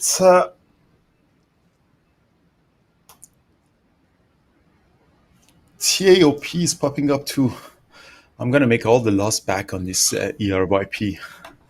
That is gonna be amazing because I'm stuck in there. It's big position. Love it. It's gonna open up at 10 probably. What's the news on it on Eritech Pharmaceutical? I don't know. It's definitely the one where people are going. I don't know. TAOP looks a little dicey. Yeah, the price actions. Yeah, AMD. Did anyone got to AMD? AMD I was thinking of getting into the AMD too.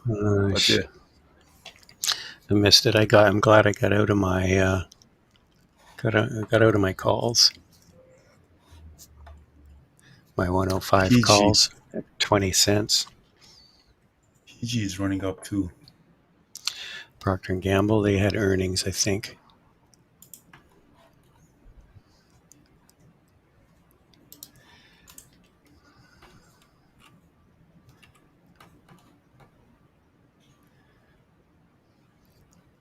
Just looking at Billy.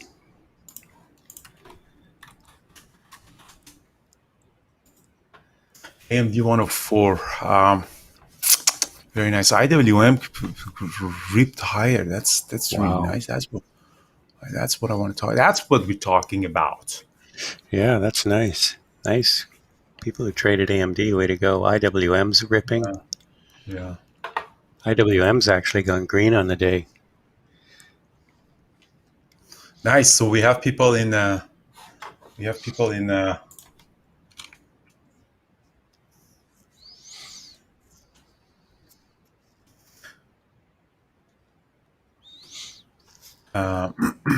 Really nice. Neo's taken off here.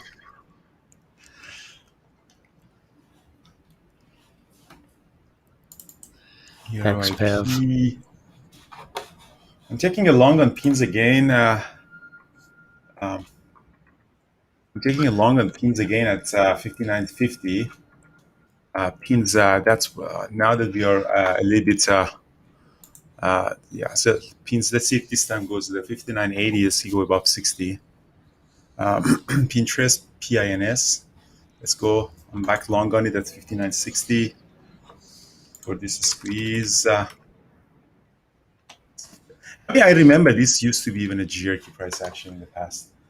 Getting ready for ERYP as well. Adding a little bit more here on it, and for 60.35 for the break. Oh, there you go.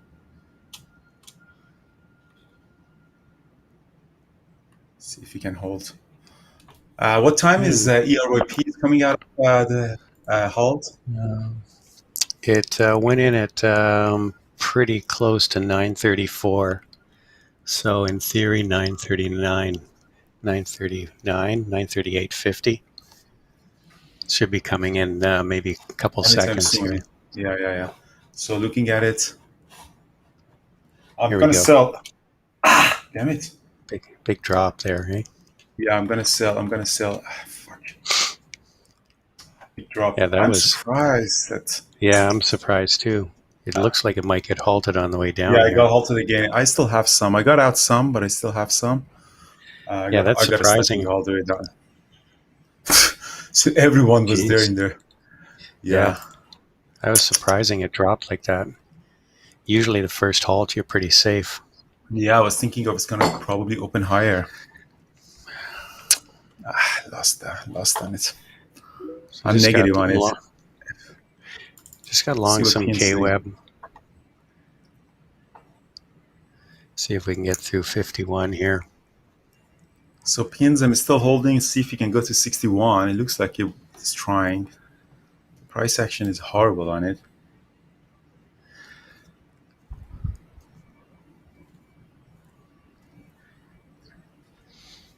Come on, pins. You can go back up.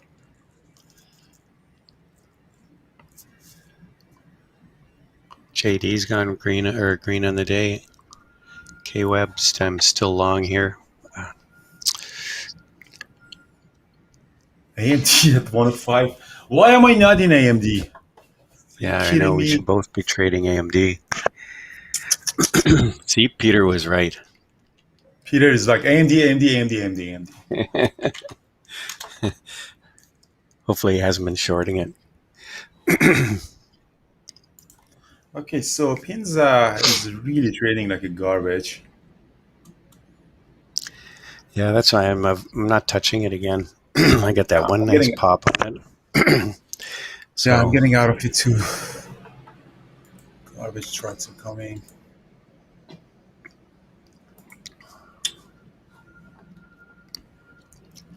Yeah. Come on, K-Web's back to my entry. Stupid, I thought I was going to go to 451. AMD's still reaping, man. Damn it. Yeah, going back to yesterday's high. Yeah.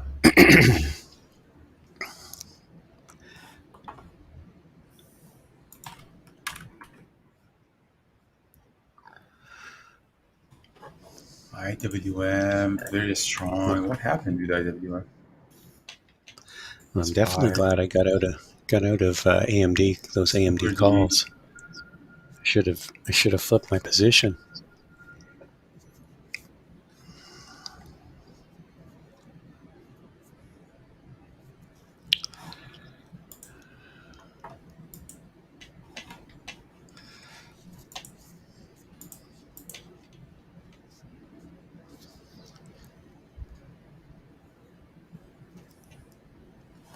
AMD, get something on AMD. AMD is gonna go for all-time high, that's for sure.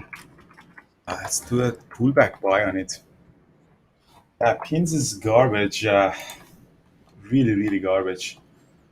Looking at it for potential short on pins. Taking a short on Pinterest at 59. Doesn't want to go up, so at least we're gonna take it on the short side. Taking it a short at 59.10. Let's get some field on it. See if we can actually break a flow of the day on pins. I was going to go long AMD too. I just got out of K-Web. I don't like the way it's trading. AMD all-time high. Yeah, it's just ripping higher. Look at this AMD. Wow. It's right at yesterday's high, 105.50.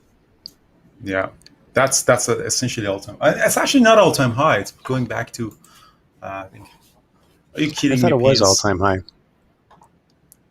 No, I think back in the early dot-com bubble, we had something in it. SPY is on taking off here too. Yeah. Taking a long on AMD just for the break of all-time high at 105.60. Yeah, it It's does getting look in there. like it's gonna. Yeah. Yeah. Let's get that AMD on. Yeah, long 105.66. I think it's going through 106. Yeah, it's gonna pop up. So I'm adding in there pins. This one just came up to get the VWAP on. Damn it. Let's see what this one does. Oh, this is all-time high in AMD. That's for sure. Okay. That's kind of what I thought. Nice. Kyle, I think, traded that. Yeah, I'm adding a little bit more on AMD on this pullback. This is a little bit so. You just can't trust pins. I don't know what it's doing. So terrible to trade so horribly. Let's see what AMD is doing. Adding a little bit more on this pullback. Don't tell me that you are getting a rejection now. It's getting rejected from the previous day high. Okay, the other guy came out of a halt, ERVPI. Yeah, it's all over the place. I know. I'm getting out of it all. I'm completely out of that guy. Let's see what AMD is doing. I added a bit to my position there on AMD.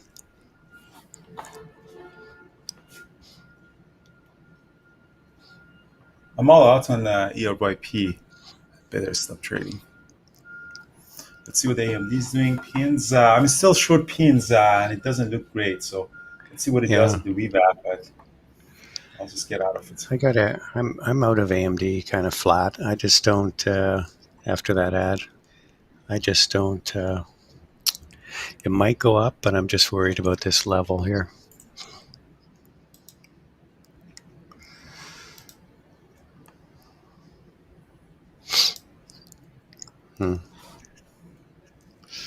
No, I think it's gonna go up. I'm holding it. It might. It's sitting at that yesterday's high.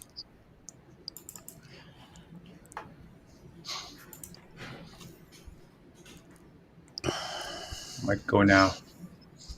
Yeah, I'm watching it to see if it does look like it's going to go here. Oh, stupid more on it. Stupid K-Web.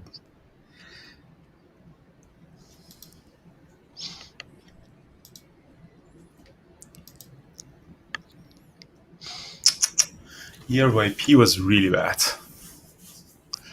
Yeah, it didn't play out well at all.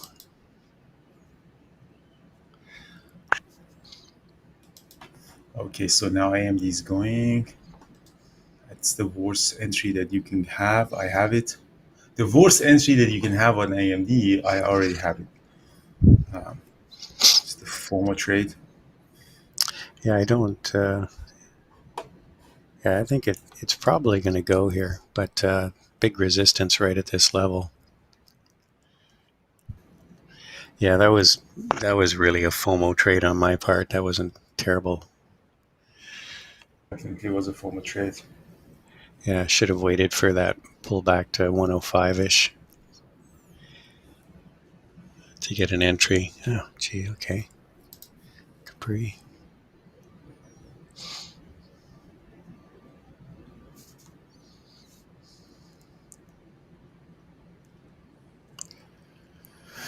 Yeah, the problem is the risk to reward. When in this situation, the risk to reward is kind of a mess right now. So yeah, the big move's been made. Like I said, we just fear missing out on that one. Yeah.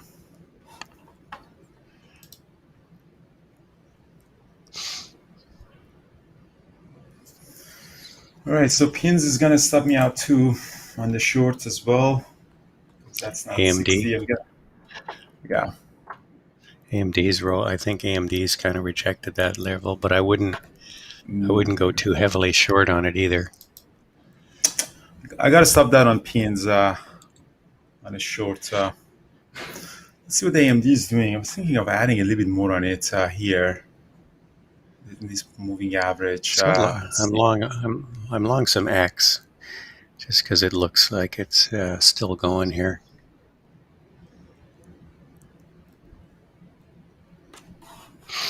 Here, YP, we're going now.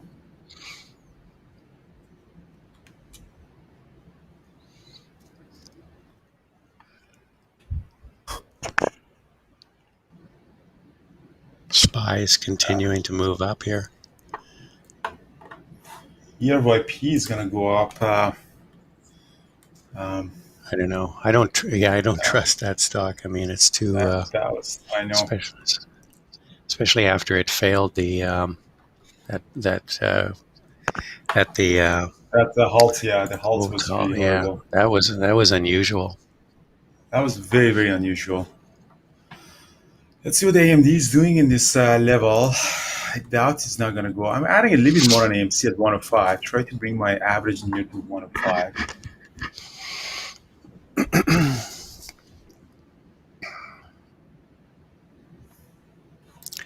It's going to sell some X here at 45, 26.45.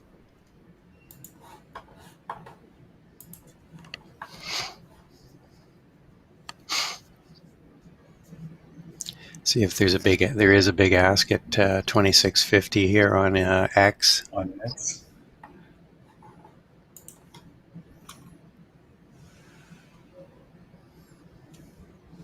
AMD, I think is going to go test that level. I think I still have some potential on it. See if this is the move back up. Yeah, I know. IWM is TNA should be doing well. TNA is doing well. Yes, I can tell you that TNA is doing well. You can take that one to the bank. I am watching TNA and I can confirm that TNA is doing good. ERYP. AMD, I think this is the pullback that we should have waited for the break of all-time high. Yeah. Instead of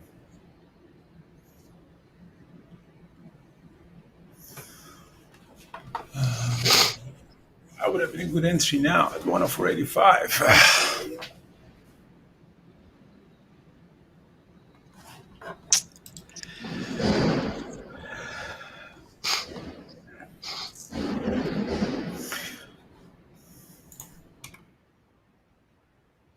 Pinterest is a garbage company, is a garbage website. I don't know who's using this garbage Pinterest. Really, anyone is still using it, you deserve to be down 18%, to be honest with you.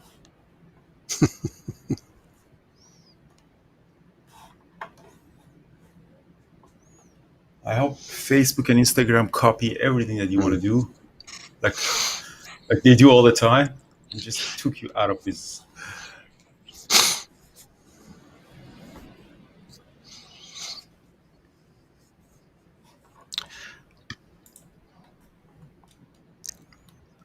We got long some SOFI for swing trade.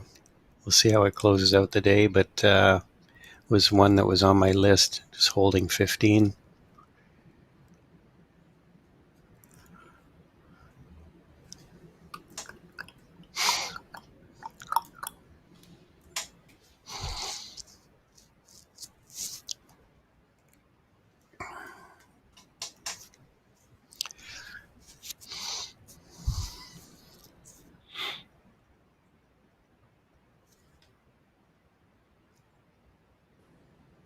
AMD is still holding the line on AMD. It's a horrible trade, very bad entry. I want to see what it does. TRYP has been quiet.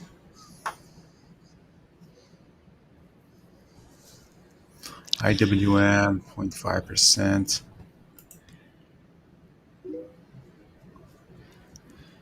AMD, it's a little early for a 920 trade. Look at that, AMD rejected right at yesterday's high. Yeah, almost to the penny.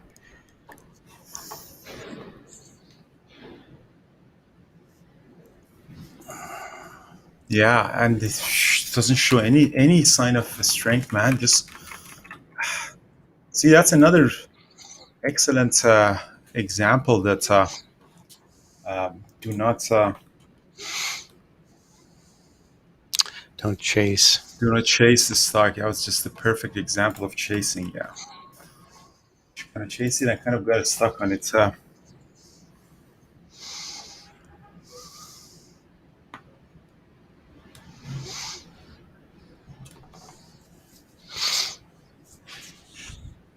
SPY continues to go higher here. SPY creeping up, so to speak. Yeah, TNA just TNA. Boy, people are just really rotating money into the small caps. Crazy. Everything else is so super extended that people just jumping on. AMC is doing some stuff. Yeah, I don't want to do anything else. I just want to get out of this AMD with honor, and that's it. Accept this bad losing day. That's the only thing that I want to have, to be honest. EYRP is just a dog's breakfast. Not shortable.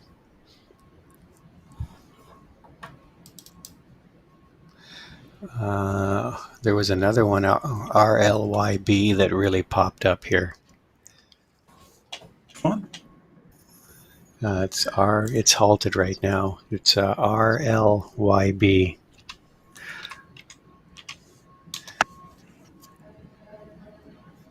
I'm adding on AMD a little bit. I don't know why, but I'm adding a little bit. To be honest with you, that's such a messy trade that.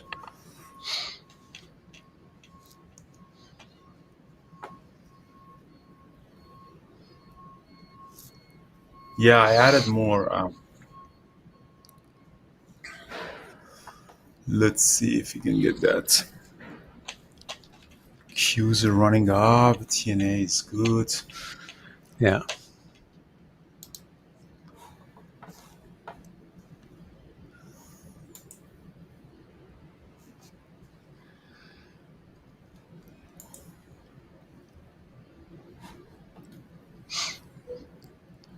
AMD is coming back up.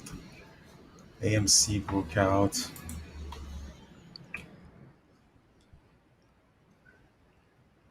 CPRI has been just creeping higher too. So AMD maybe popping back up here. The 20 was so far away from it because of the way it went up at the open. It never even came close down. The VWAP was in between the 9 and the 20. So right now we're using the 9 moving average as resistance. We're coming up underneath it.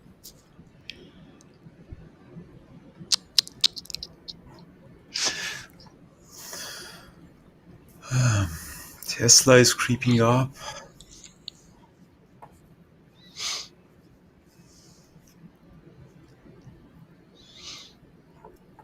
Did AMD did a 920 trade? No, not yet. No. It's a little bit too early for that. So I was talking about the 20 is really quite a ways down because of the parabolic move it made at the open.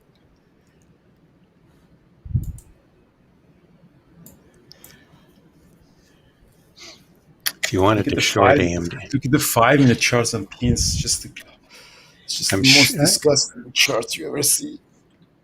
Thinking of taking a short on AMD. Really? Yeah. It's just using the 9 as 105 as resistance now.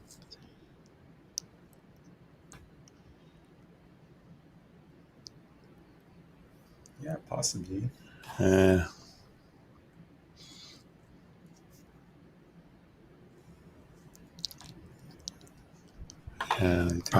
Probably not. Still, Yeah, it was a horrible trading day for me. Horrible. just a matter of not following the, trading pins instead of trading AMD. Could have been a great trading day. Yeah, exactly. Just see how disgusting the pins is right now.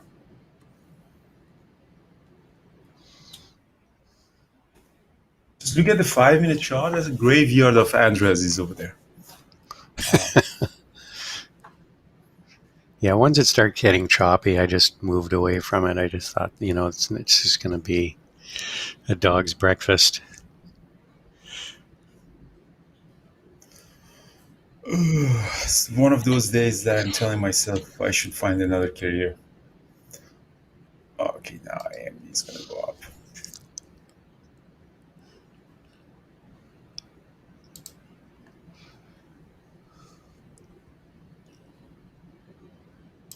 No, pin's a perfect example of I told you, it's a stock that has gapped down. So there's really, really no buying pressure on it. And it's just the people who go short and panic is the cover, and then they go long for the breakouts, and then they get shorted, and it's just a mess. You look at the 5 minutes, $2 up and down. People are just getting, because there is no overall market pressure on it, so you can't really trade it on opening range breakout or.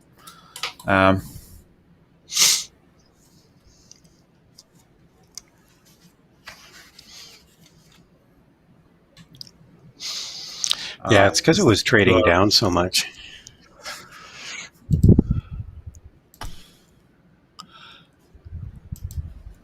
See, AMD is going to go up. This garbage truck is waiting for me to jump in there.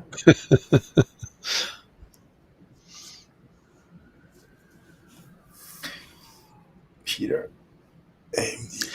Yeah, going back up to, let's see if, I'm sure Peter's watching for a mountain pass here on AMD. Maybe we'll make to short it. Yeah, maybe we make a lower high here, or just do another top here at 105 at yesterday's high.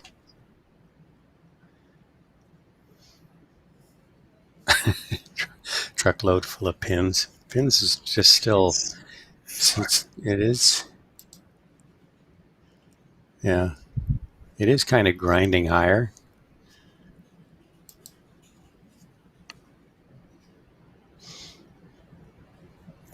AMD is gonna go break the all-time high, guys. I know. Here you go. The better trade would have been for me. Wait, this is an example of a bad trade, guys, that I'm doing. Averaging down and getting a really FOMO entry. I mean, it kind of worked here, and I kind of had the confidence in it somehow because it was still above the revamp, and it was still. But this would have been a really bad trade. Really, really bad trade.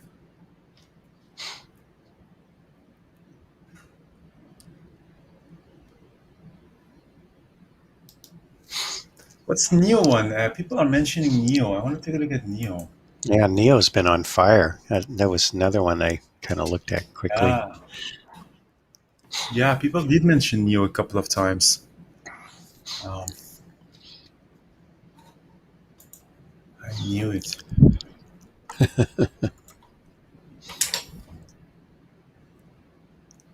going to take a bit of a short on AMD here, 1566 or 105.66, I should say. Just getting short. We'll just see if it's going to pop here. A really tight stop on it.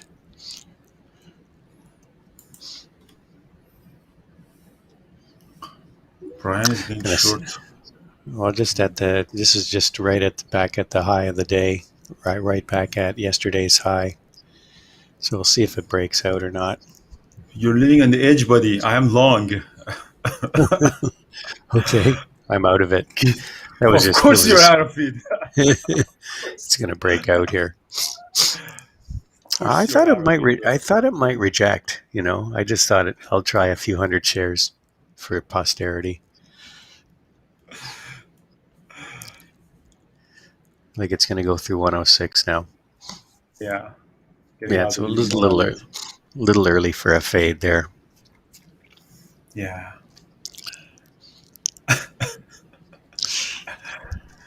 I just thought it's Friday. I'll try something different. Let's see if he can break. I think it's going to break now. I'm holding Yeah, most there you of my go. position now. There you go.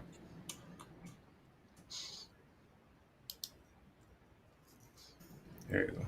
Now the question is where to cover, where to sell the rest. So I just sold some more X through 26.50.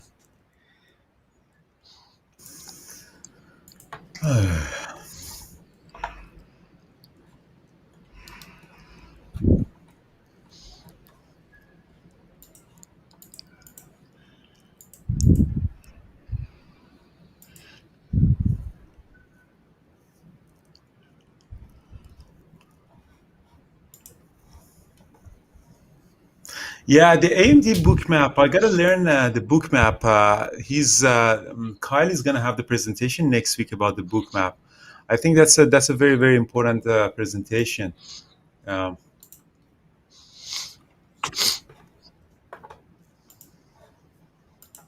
Okay, so AMD is gonna go up. I'm gonna hold a little bit. I still have a lot of shares of AMD. I think it's gonna continue grinding higher. I'm gonna hold that. ARC, what is ARC doing? Should we buy some ARC?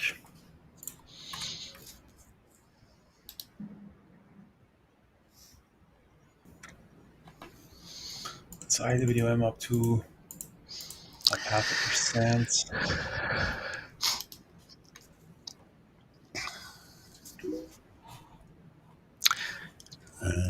We can take a look at Amazon.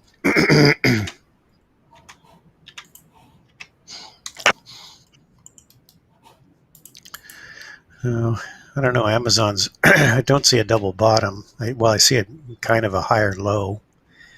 Sold off at the open, and now it's kind of creeping back up here.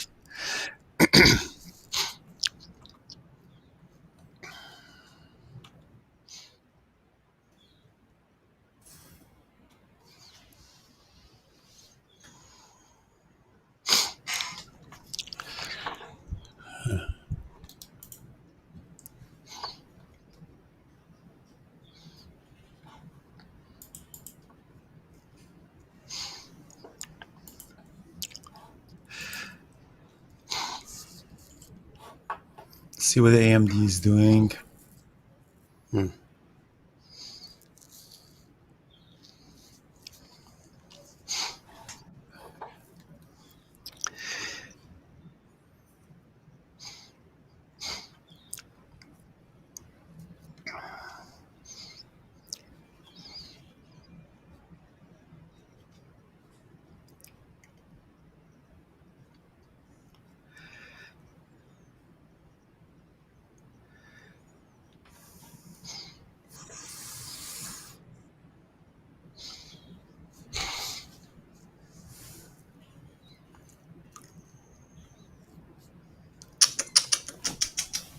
Pins price action is just disgusting.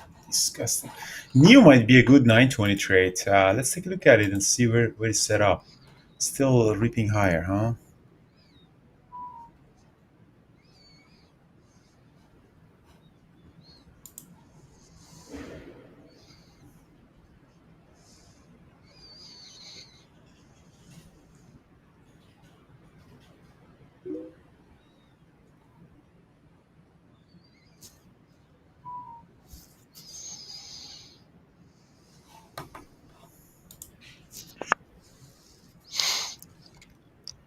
Amazon is going up. I was looking at some puts. I was looking at some puts on Amazon just to sell one or two naked puts. Still pretty decent price. Expiring today.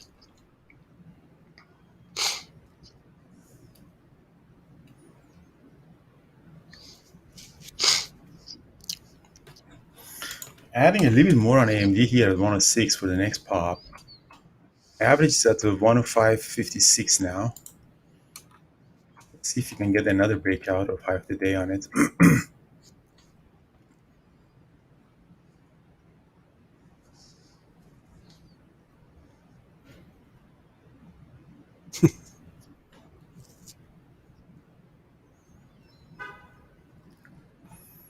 Is pool buying on the pullbacks are a good thing to do.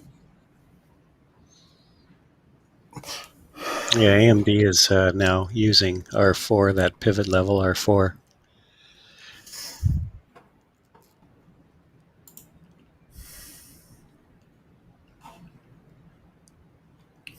IWM ripping.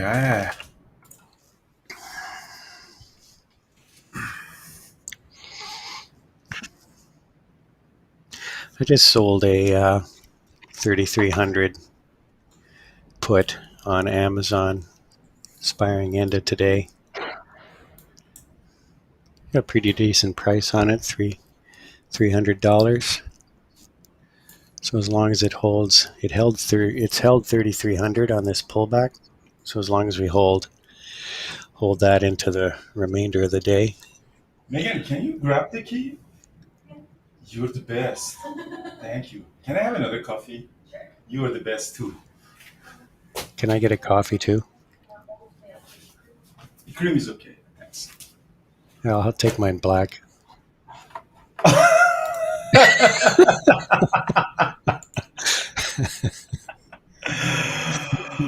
Yeah. AMD. Who was shorting AMD? Yeah, Man. it's a crazy. It's incredible. What have we got? Nvidia is still trying to break through 200. The reason that I was adding on was because I had a confidence. First of all, it was a bad trade. You really shouldn't add on a losing position. But AMD was strong, and it still was above the VWAP. If it was losing the VWAP, I would definitely accept the loss on it and come out. But in this particular case, but it was a bad trade. It was a really, really horrible trade. So absolutely no defense on it. That's for sure.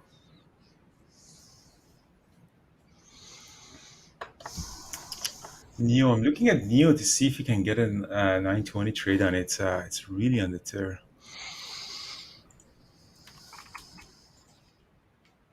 Neo is breaking out of this range. Yeah. No, I agree, Mark. No, Mark, you're right. So this stat absolutely doesn't justify the fact that I shouldn't have done that. It's happening. It doesn't happen very often, but it does happen time to time.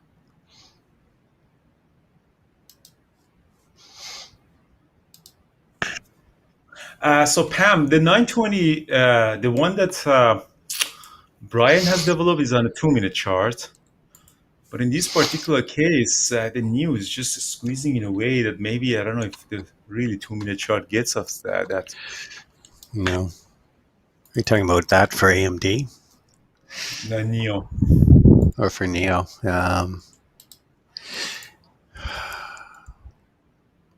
Neo's just been going so steadily up. The 20 is pretty far below the 9.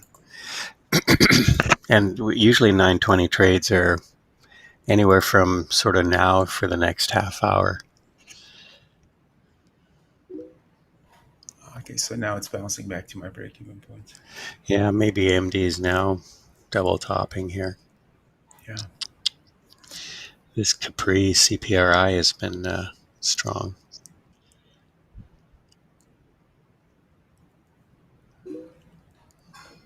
Spies creeping. Yeah, right on at R4, right? Yeah. On AMD.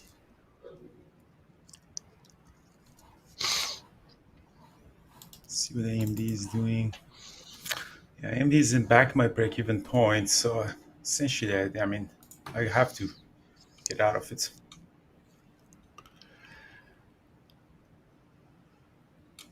I'm getting out of it. 105.67. That's my break-even point. Although it might still go higher, but I just get out of it.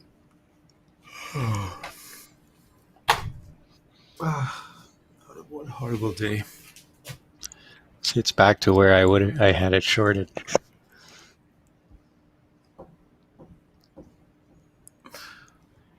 I mean, I was surprised of your short. I mean, you need this mountain pass to short it. You just Yeah, it was shorted at the high of the day.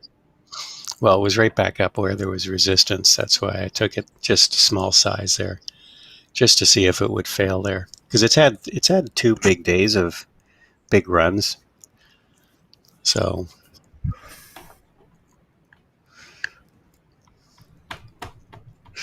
Lee has been another one that has been going up. Probably XPEV too.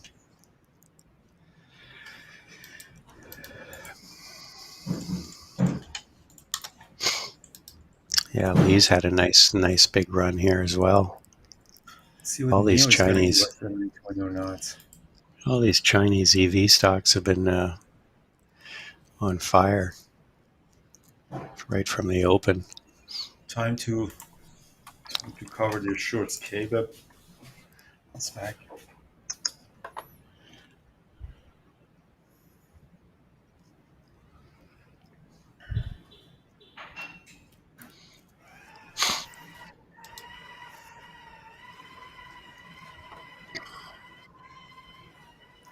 ARDX, garbage.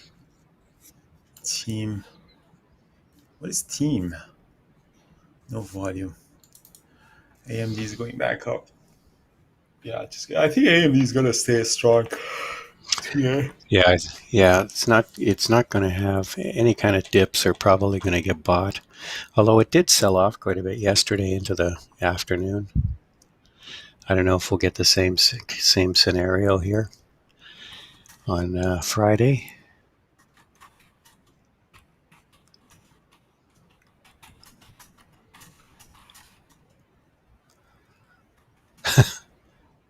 It's like watching Amazon time and sales. They're like, there's so many one share, 2 shares. Who's buying 1 share of Amazon?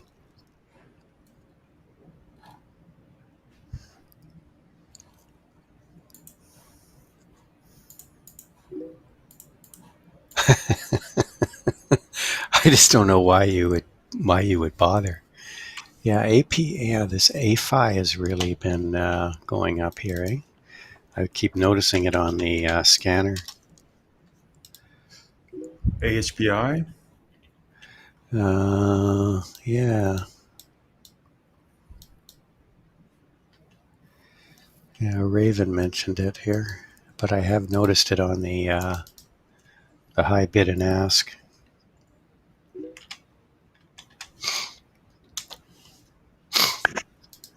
Yeah, it's been strong too. Wow. Allied Health. Man, so many charts that look like Neo and Lee and all these ones that just that as soon as they open, everyone started buying. Yeah, see, this is why you don't short a strong stock like AMD. Every pullback gets bought.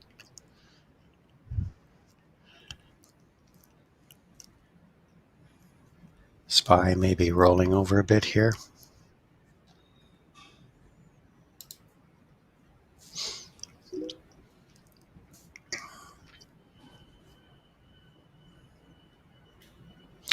Yeah, did he?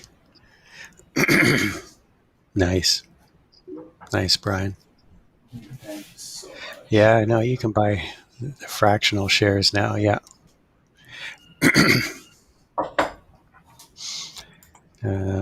I can taste that coffee from here.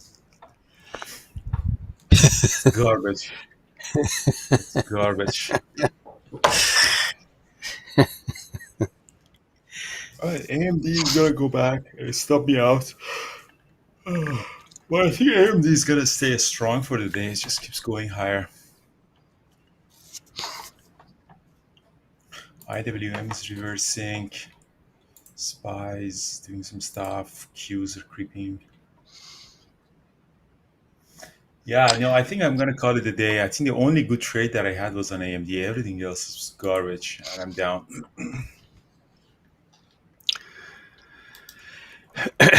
Yeah, everything's kind of Yeah, flattening out stocks here. stocks only go up. Not today though. They didn't do much today.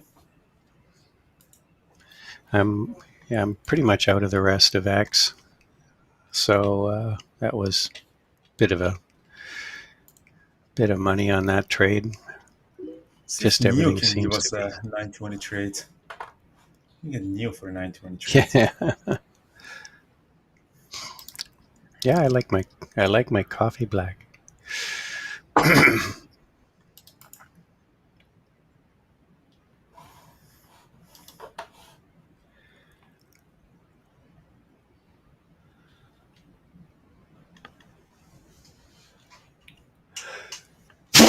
IWM's kind of selling off back, rolling over a little bit. Wow, SPY just has taken a bit of a nosedive.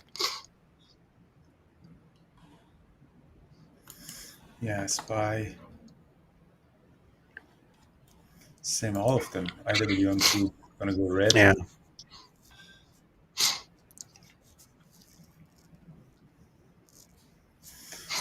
Yeah, you didn't miss much, Chris. To be honest with you, what you missed was a graveyard in Pinterest. see, look at that. I knew AMD was a short. Everything is kind It's of an rolling over. here's your 920 trade on AMD. I'm hoping for a Neo 920. Yeah, I'll try this 920 trade on AMD in at 105.33 For a long, huh? long. Yeah, let's see what it does if it holds the 20 moving average. It might come down to the 50 or the VWAP, I should say.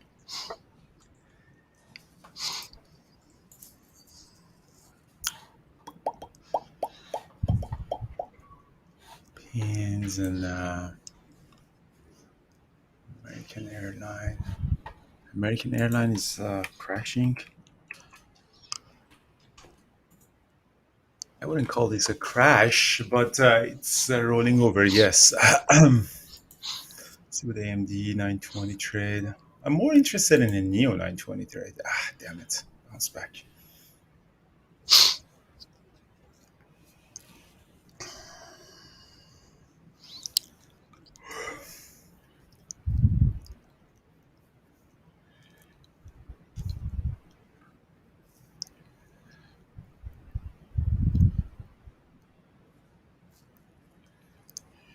Come on, AMD.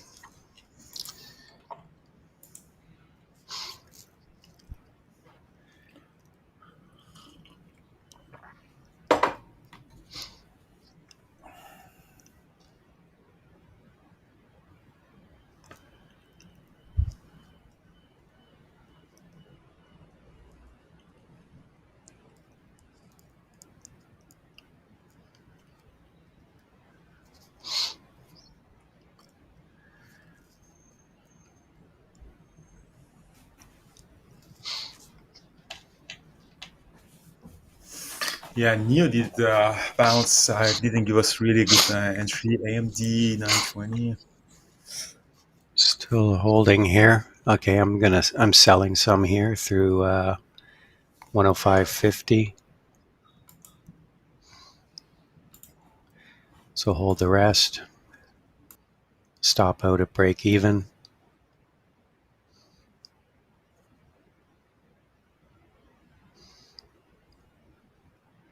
I'm gonna sell some more here at 55.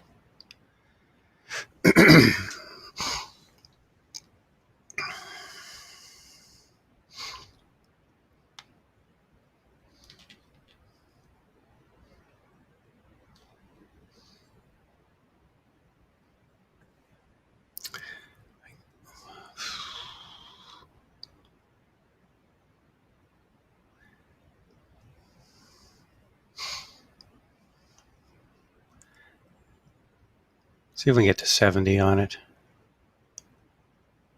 I'm not hopeful. We'll see.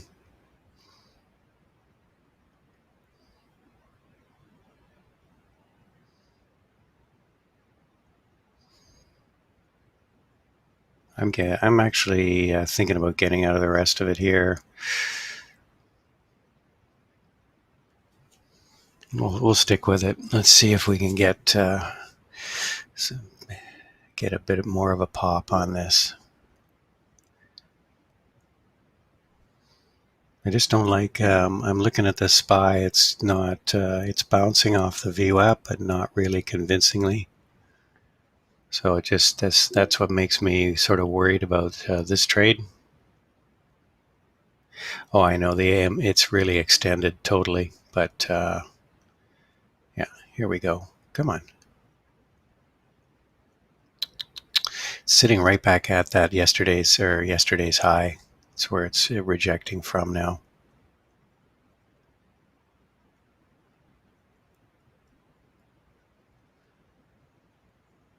I'm going to sell the rest here, 105.65.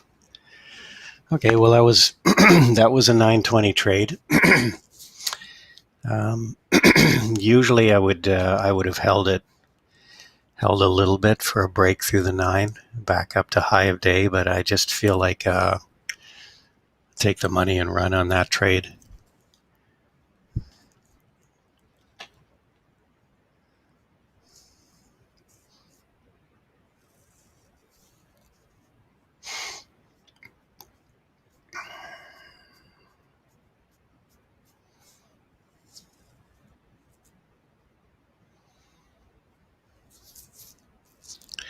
Yeah, SPY's heading lower, so that would make me a little nervous to stick with this trade. I think we might lose the 20 moving average after. We'll see.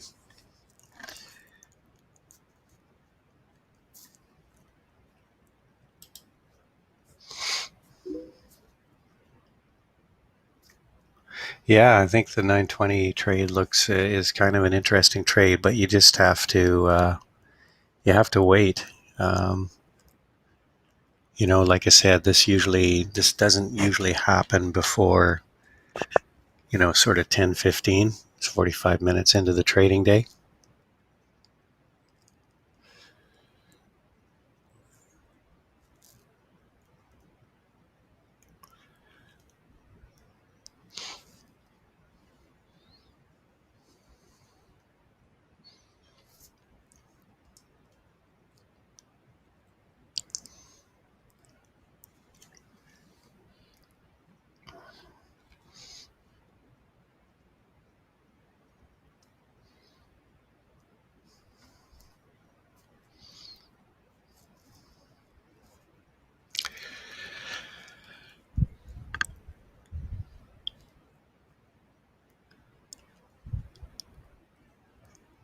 Oh, look at that. It actually did pop up there.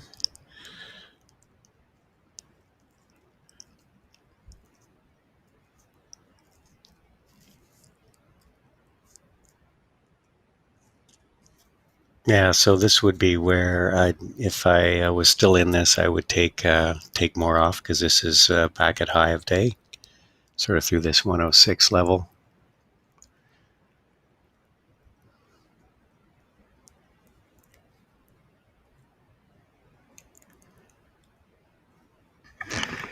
And Thor's been trading Apple, eh?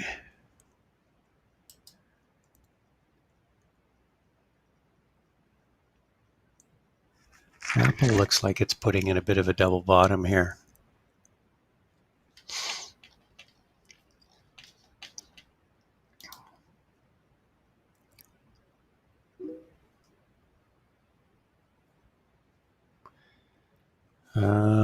AMD. Well, certainly this is a great area to. This would be a good area to take a short on it. I mean, you'd use a very tight stop, obviously. So, I mean, you could take a short right here at 106, sort of 20. And then, you get, roughly a 20-cent risk.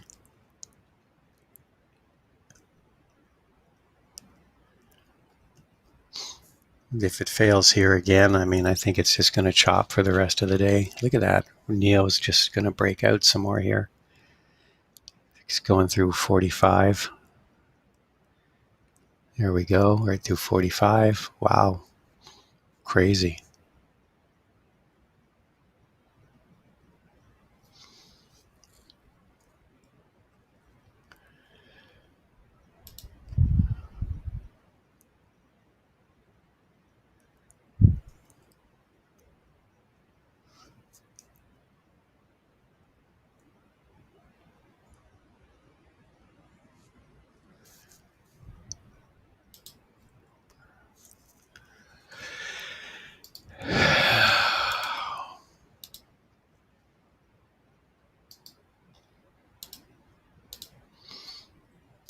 Well, no positions for me right now. I don't know what the markets are doing. We've still got AMD right at near high a day, and we've got SPY selling off. IWM did a bit of a sell-off there. It's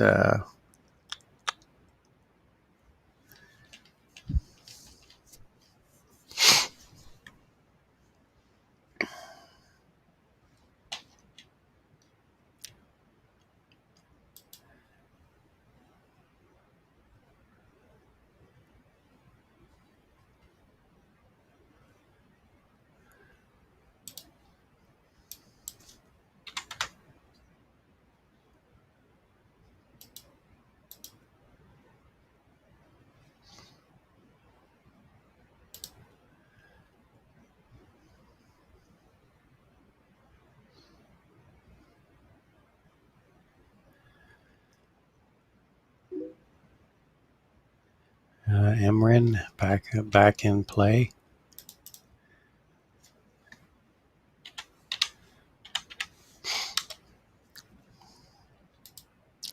Wow, it's been ripping too, eh? After that long, back to early July where we had the big pop up on Emrin.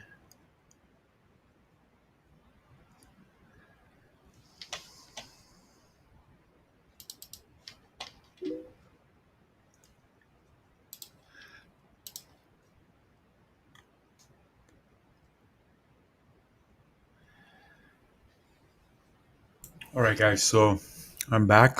We're losing more money. How do we lose our money?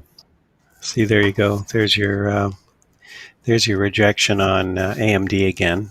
But again, I wouldn't. It might just chop along this level here.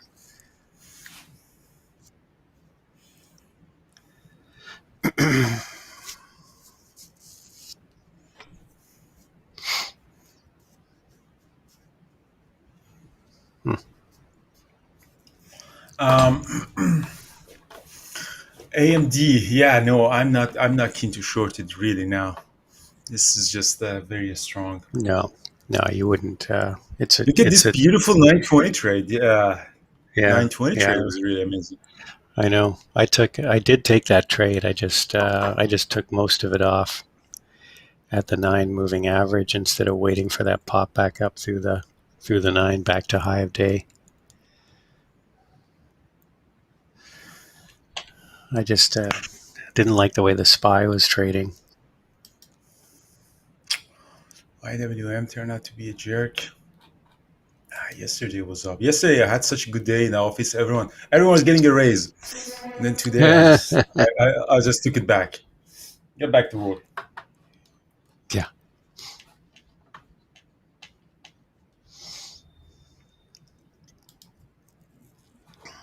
Qs are going down a little bit. What a run Qs had from June. Who would have thought in 2 months just the Qs are running up like this? Who would have thought? Alrighty. AMD is going to go back up. Thought is short, but looks like it really wants to break out.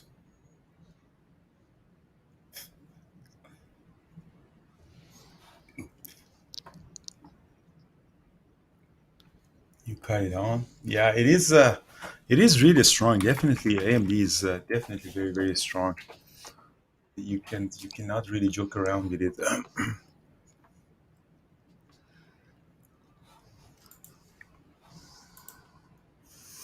How's the YouTube people doing?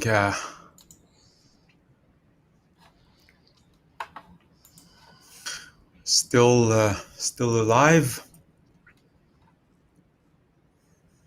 Very nice. Good.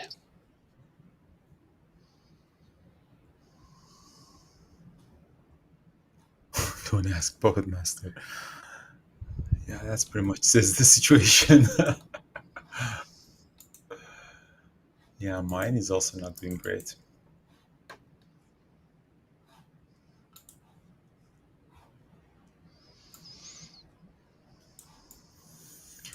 I start drinking early. How's Peter doing? Peter, you should be really happy, huh? We should make Peter. Peter's been drinking scotch every dollar above 100.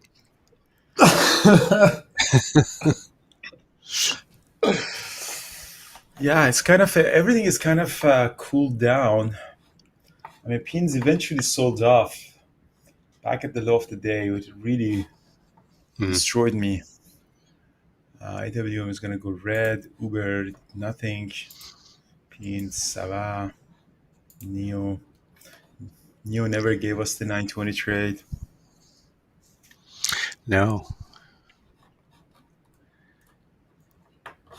American Airline is down, but it doesn't have any order flow or volume. It's one of those. This is one of those days that, at least for my style, there's not much to do and to move. What's Bitcoin at? 39,000. Oil at 73 US dollars. US dollars up a bit today. Yeah. So why when the market is selling off, the US dollar is going up and vice versa? What's the relationship between markets and these? I don't know if there's a strong correlation with that, but I guess the US dollar is the one of the few currencies that actually you can put money in treasuries and make a small return. So I think there's a lot of, and around the world there's a lot of negative interest rates. So there should be a demand for US dollars to buy treasuries.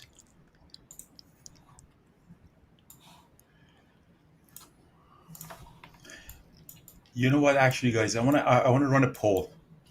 We are building a new division on Peak Capital. It's called Peak Capital Wealth. That is for investment and for real estate development. I'm building a logo on it. I want to actually ask community about idea on the logo. Let's run a poll on it. So which logo do you think is better? Let me run a poll.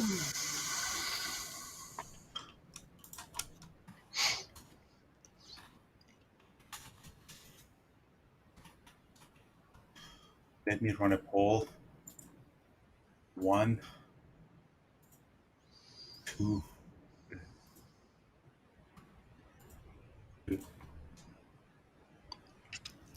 No, wait! Don't answer that, because I wanna choose. Do.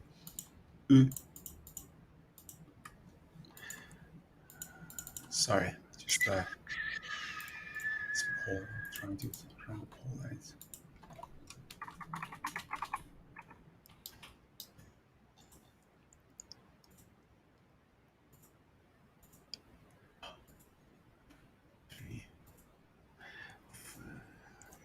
I don't see any. I don't see anything to look at. The logo. Have you posted it yet? No, you don't see my screen? Maybe I'm looking at Carlos's screen. Sorry.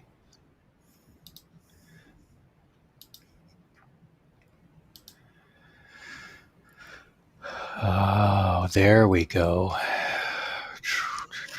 Yeah, so it's this one. The only change is actually the font. We want to see which font looks better. Um, Hmm.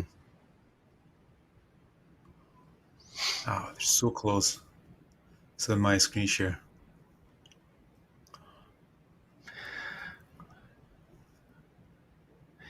I like number 3, but the peak capital text isn't as bright as the other ones.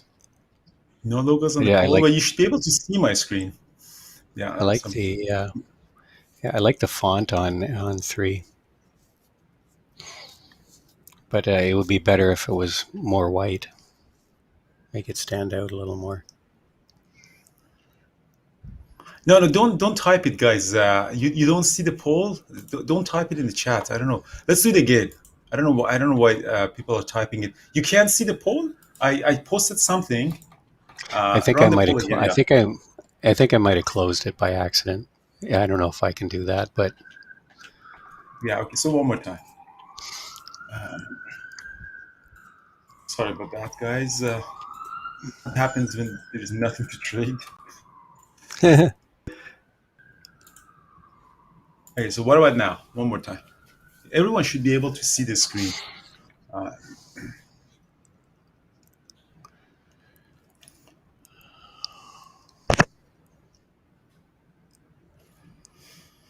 Damn, so close. So close to.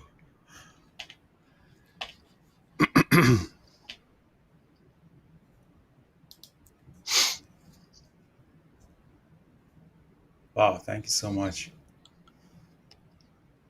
and the winner is And the winner is more, a little bit more. 3 is more professional, yeah, huh?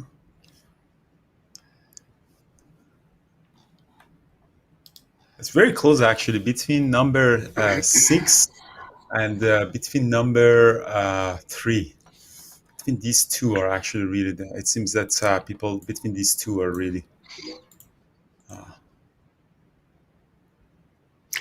I do really like the I like the triangles. That looks really cool.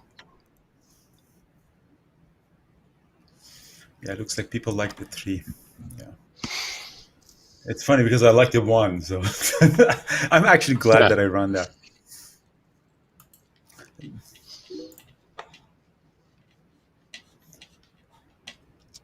Peak should be brighter. Yeah, thanks.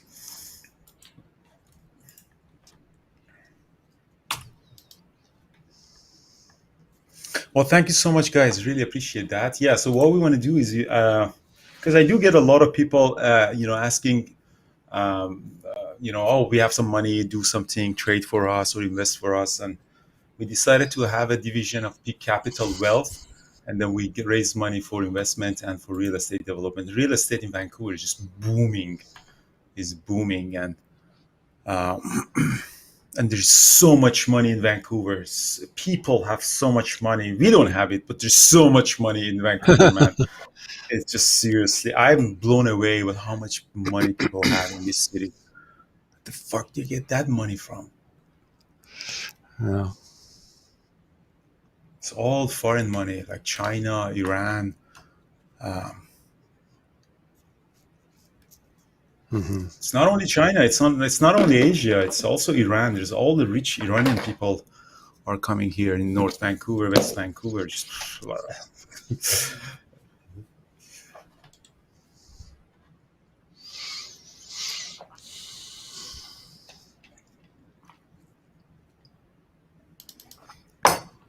anyways, yeah, I'm from Iran, but I'm not from the rich part of Iran. I'm just from a poor part of Iran.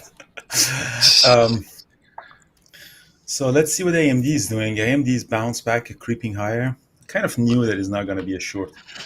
No, if it is a short, it's just a scalp. Yeah, IWM is looking like it's going to break down here.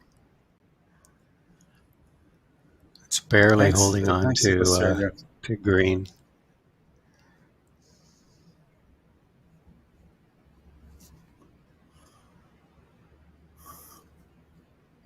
So the logo, yeah. So that was the nice logo. So the number 6. Actually, I kind of like the number 6 too,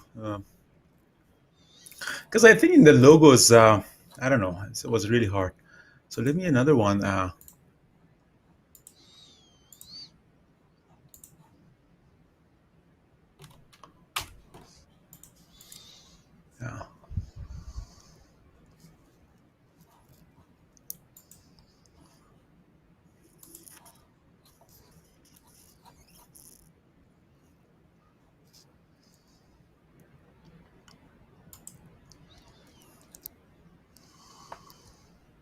Oh, the Black City, yeah.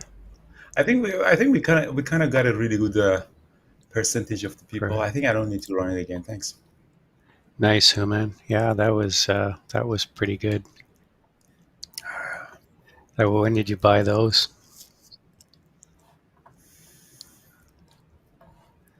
Spies, IWM, when red.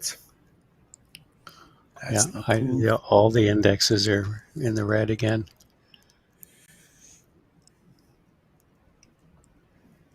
Tesla is heating.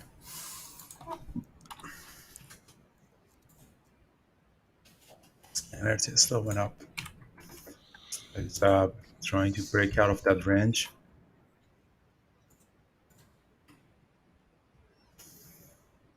Pins, piece of garbage pins. Tomorrow morning, I'm gonna drop pins into that.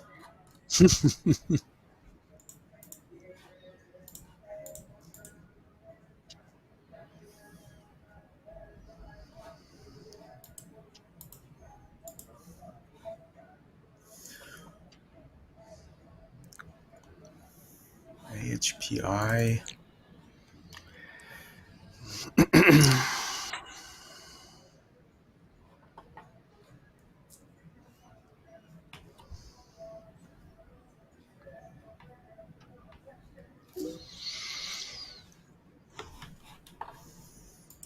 Oh, okay, cool. Oh, when it was around 90, yeah. Very good. MRIN is running. Let's take a look at MRIN. Who'd have thought that would be such a ripper? I mean, especially with some of the reactions to some good earnings.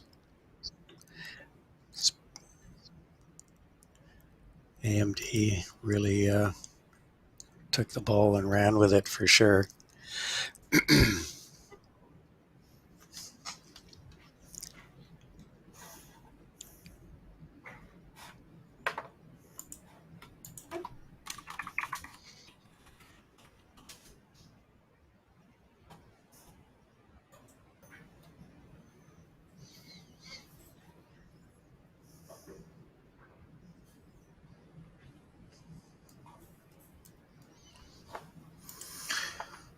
Today is one of those days.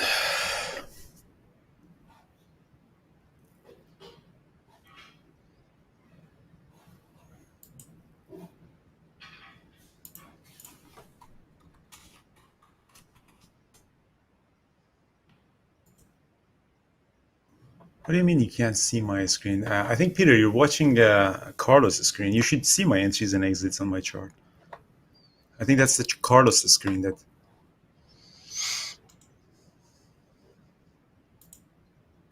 I am sharing my screen. Am I not? Yeah, I think so. Yeah. Yeah, perfect.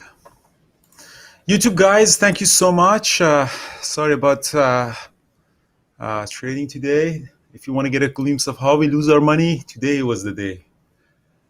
Join us if you want to lose professionally. If you want to use on a paid subscription, you can join community. If you want to lose freely, you can just watch the YouTube. That's that was one of those days that it doesn't happen all the time, but it does happen once in a while. That you get stuck in a big dump like ERYP.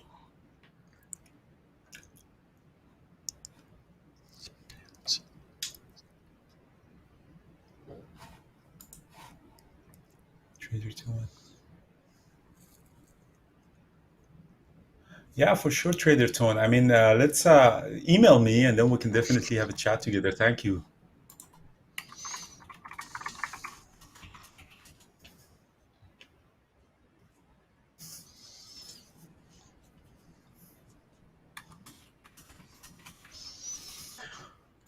Yeah, it's a typical sort of Friday summer day. Things are kind of turning choppy here. Yesterday was so good, man. Yesterday I was looking at my TNA position. It was up like 20 grand. Now it's down 18,000. Bastard. Oh, you didn't So sell feeling any? so I should have. Greed is messing with us.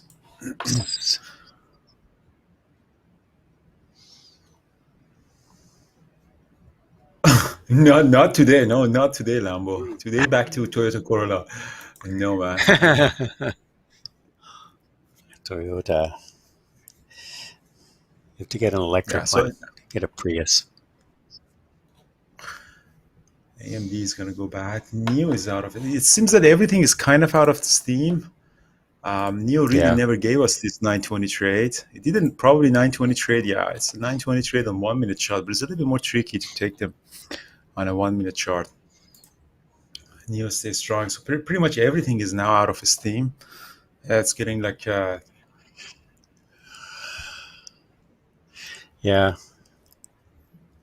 The best trade I had was right at the open on pins. That's where I managed to save you my get a day. good Other than trade on that, pins. yeah, I put it in I put a limit order in just before the market opened at 59, just figuring it would pull back at the open, Yeah, even though it MRIN was is a little good, bit but strong. MRIN is interesting, but I don't want to trade. To be honest with you, I'm so down today, and I'm such a horrible mess that I don't want to. I know as soon as I jump in there, it just dumps 2 points. Yeah, Peter, that's pretty much says my today's situation. Look at the exhaust on that. Nice woman. I had a nice swing trade on this MTTR. If I had popped up yesterday, got out of it, that was one of the swing trades I had. Kept mentioning in the swing trade videos.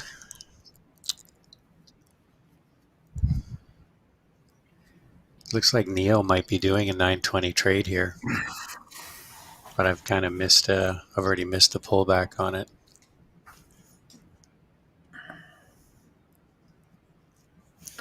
Neo on the daily chart doesn't have much volume though. That's the problem with it.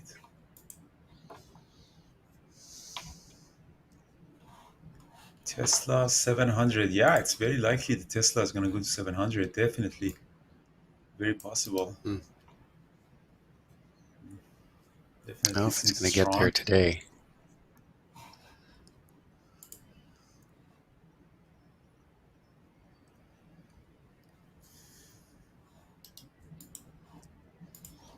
So remember, guys, in 10 minutes, Jared and his Crypto Friday is going to be in the webinar room.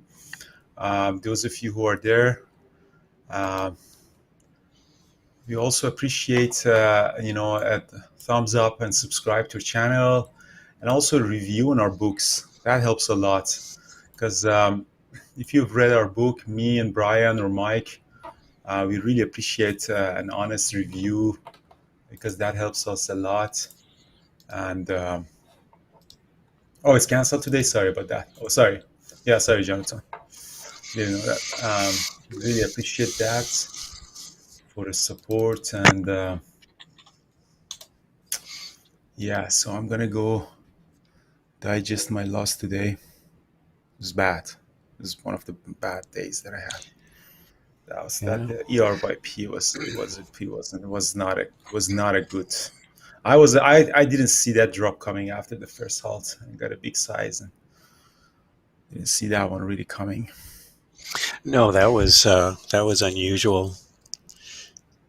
Very unusual. I don't think I've ever seen a coming out of a first halt to drop like that. Yeah, Usually in when it squeezes like that and it gets halted, it just open up like 10. I was expecting it to open up at 10, and it just opened quickly. It was just maybe one trade at 9:38, and after that it just collapsed. Yeah. Usually And expect after that that, it just after messed the me up really. yeah. Yeah, messed Usually me up. expect that after about the third halt, not the first. Uber's coming down to yesterday's low here. Could be a place for a bounce on Uber. Yeah, I think I want to do the run in Austin. Dr. Katz bailed on me, and he messaged me and he said he's not going to run, but I think I'm going to do that. Yeah, why not? So I want to do a trip next week, somewhere in the US.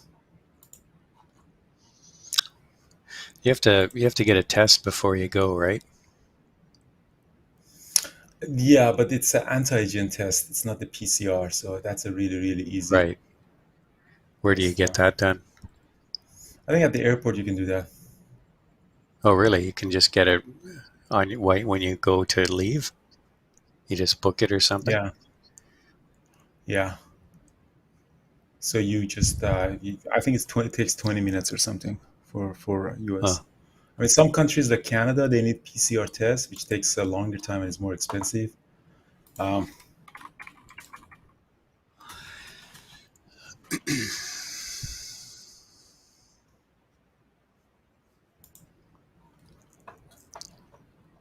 I usually haven't run, either marathon or like 50K, like ultra marathon, but not too much, like 50 kilometer, like 28 miles is the marathon. I would do that, or maybe 35 miles. I don't go too higher than just that. It's just, take along on sorry. Uber. Took along on Uber at 4402.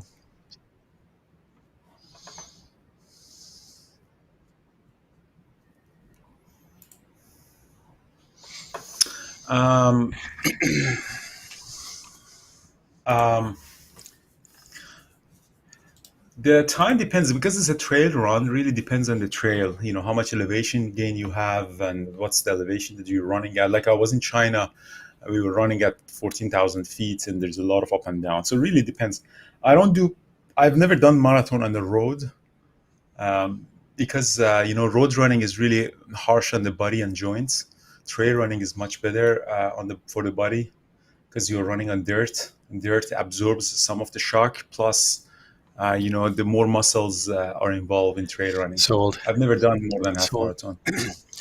Just sold some Uber at 4412. 9 moving average is at 18. Yeah, it's harder, but it's Not that I less know pressure of. on the body. Not that I know of, Anton.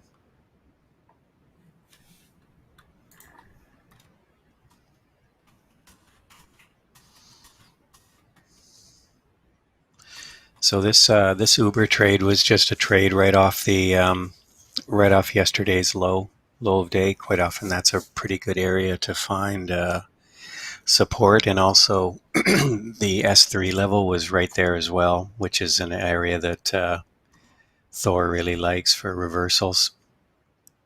So it kind of matched up on this trade as well.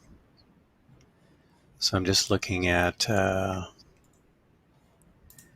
maybe another maybe 44.17, 44.18.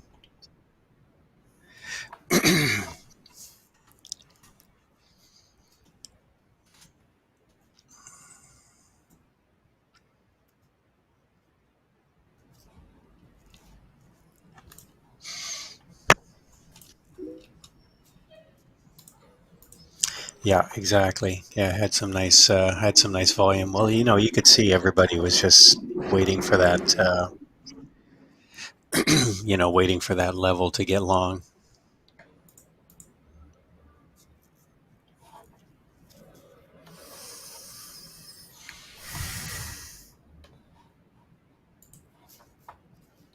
IWM continues to sell off here. Wow, that was quite the turnaround.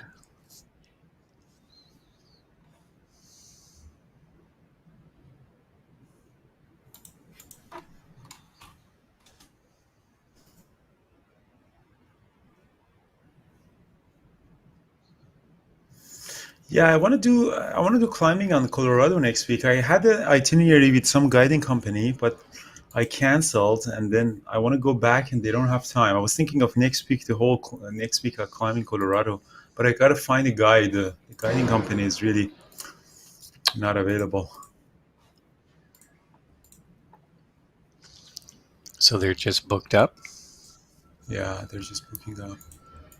I guess it's I guess being outdoors is probably a Yeah, village. I was thinking of doing Capitol Peak too, but I'll do with guides. But the guides were not are not available. It's my fault because I changed it so many times and I messed up with them.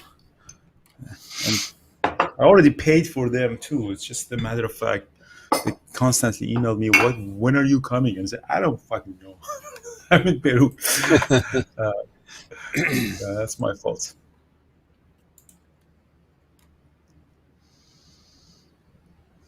All right, guys, I gotta go for a run for a meeting and digest this messy. Start drinking whiskey early. Yeah, Hope everyone I'm out had of a good.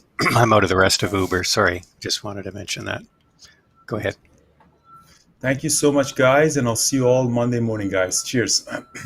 Bye. Goodbye, YouTube guys. See everybody on YouTube. Have a good weekend.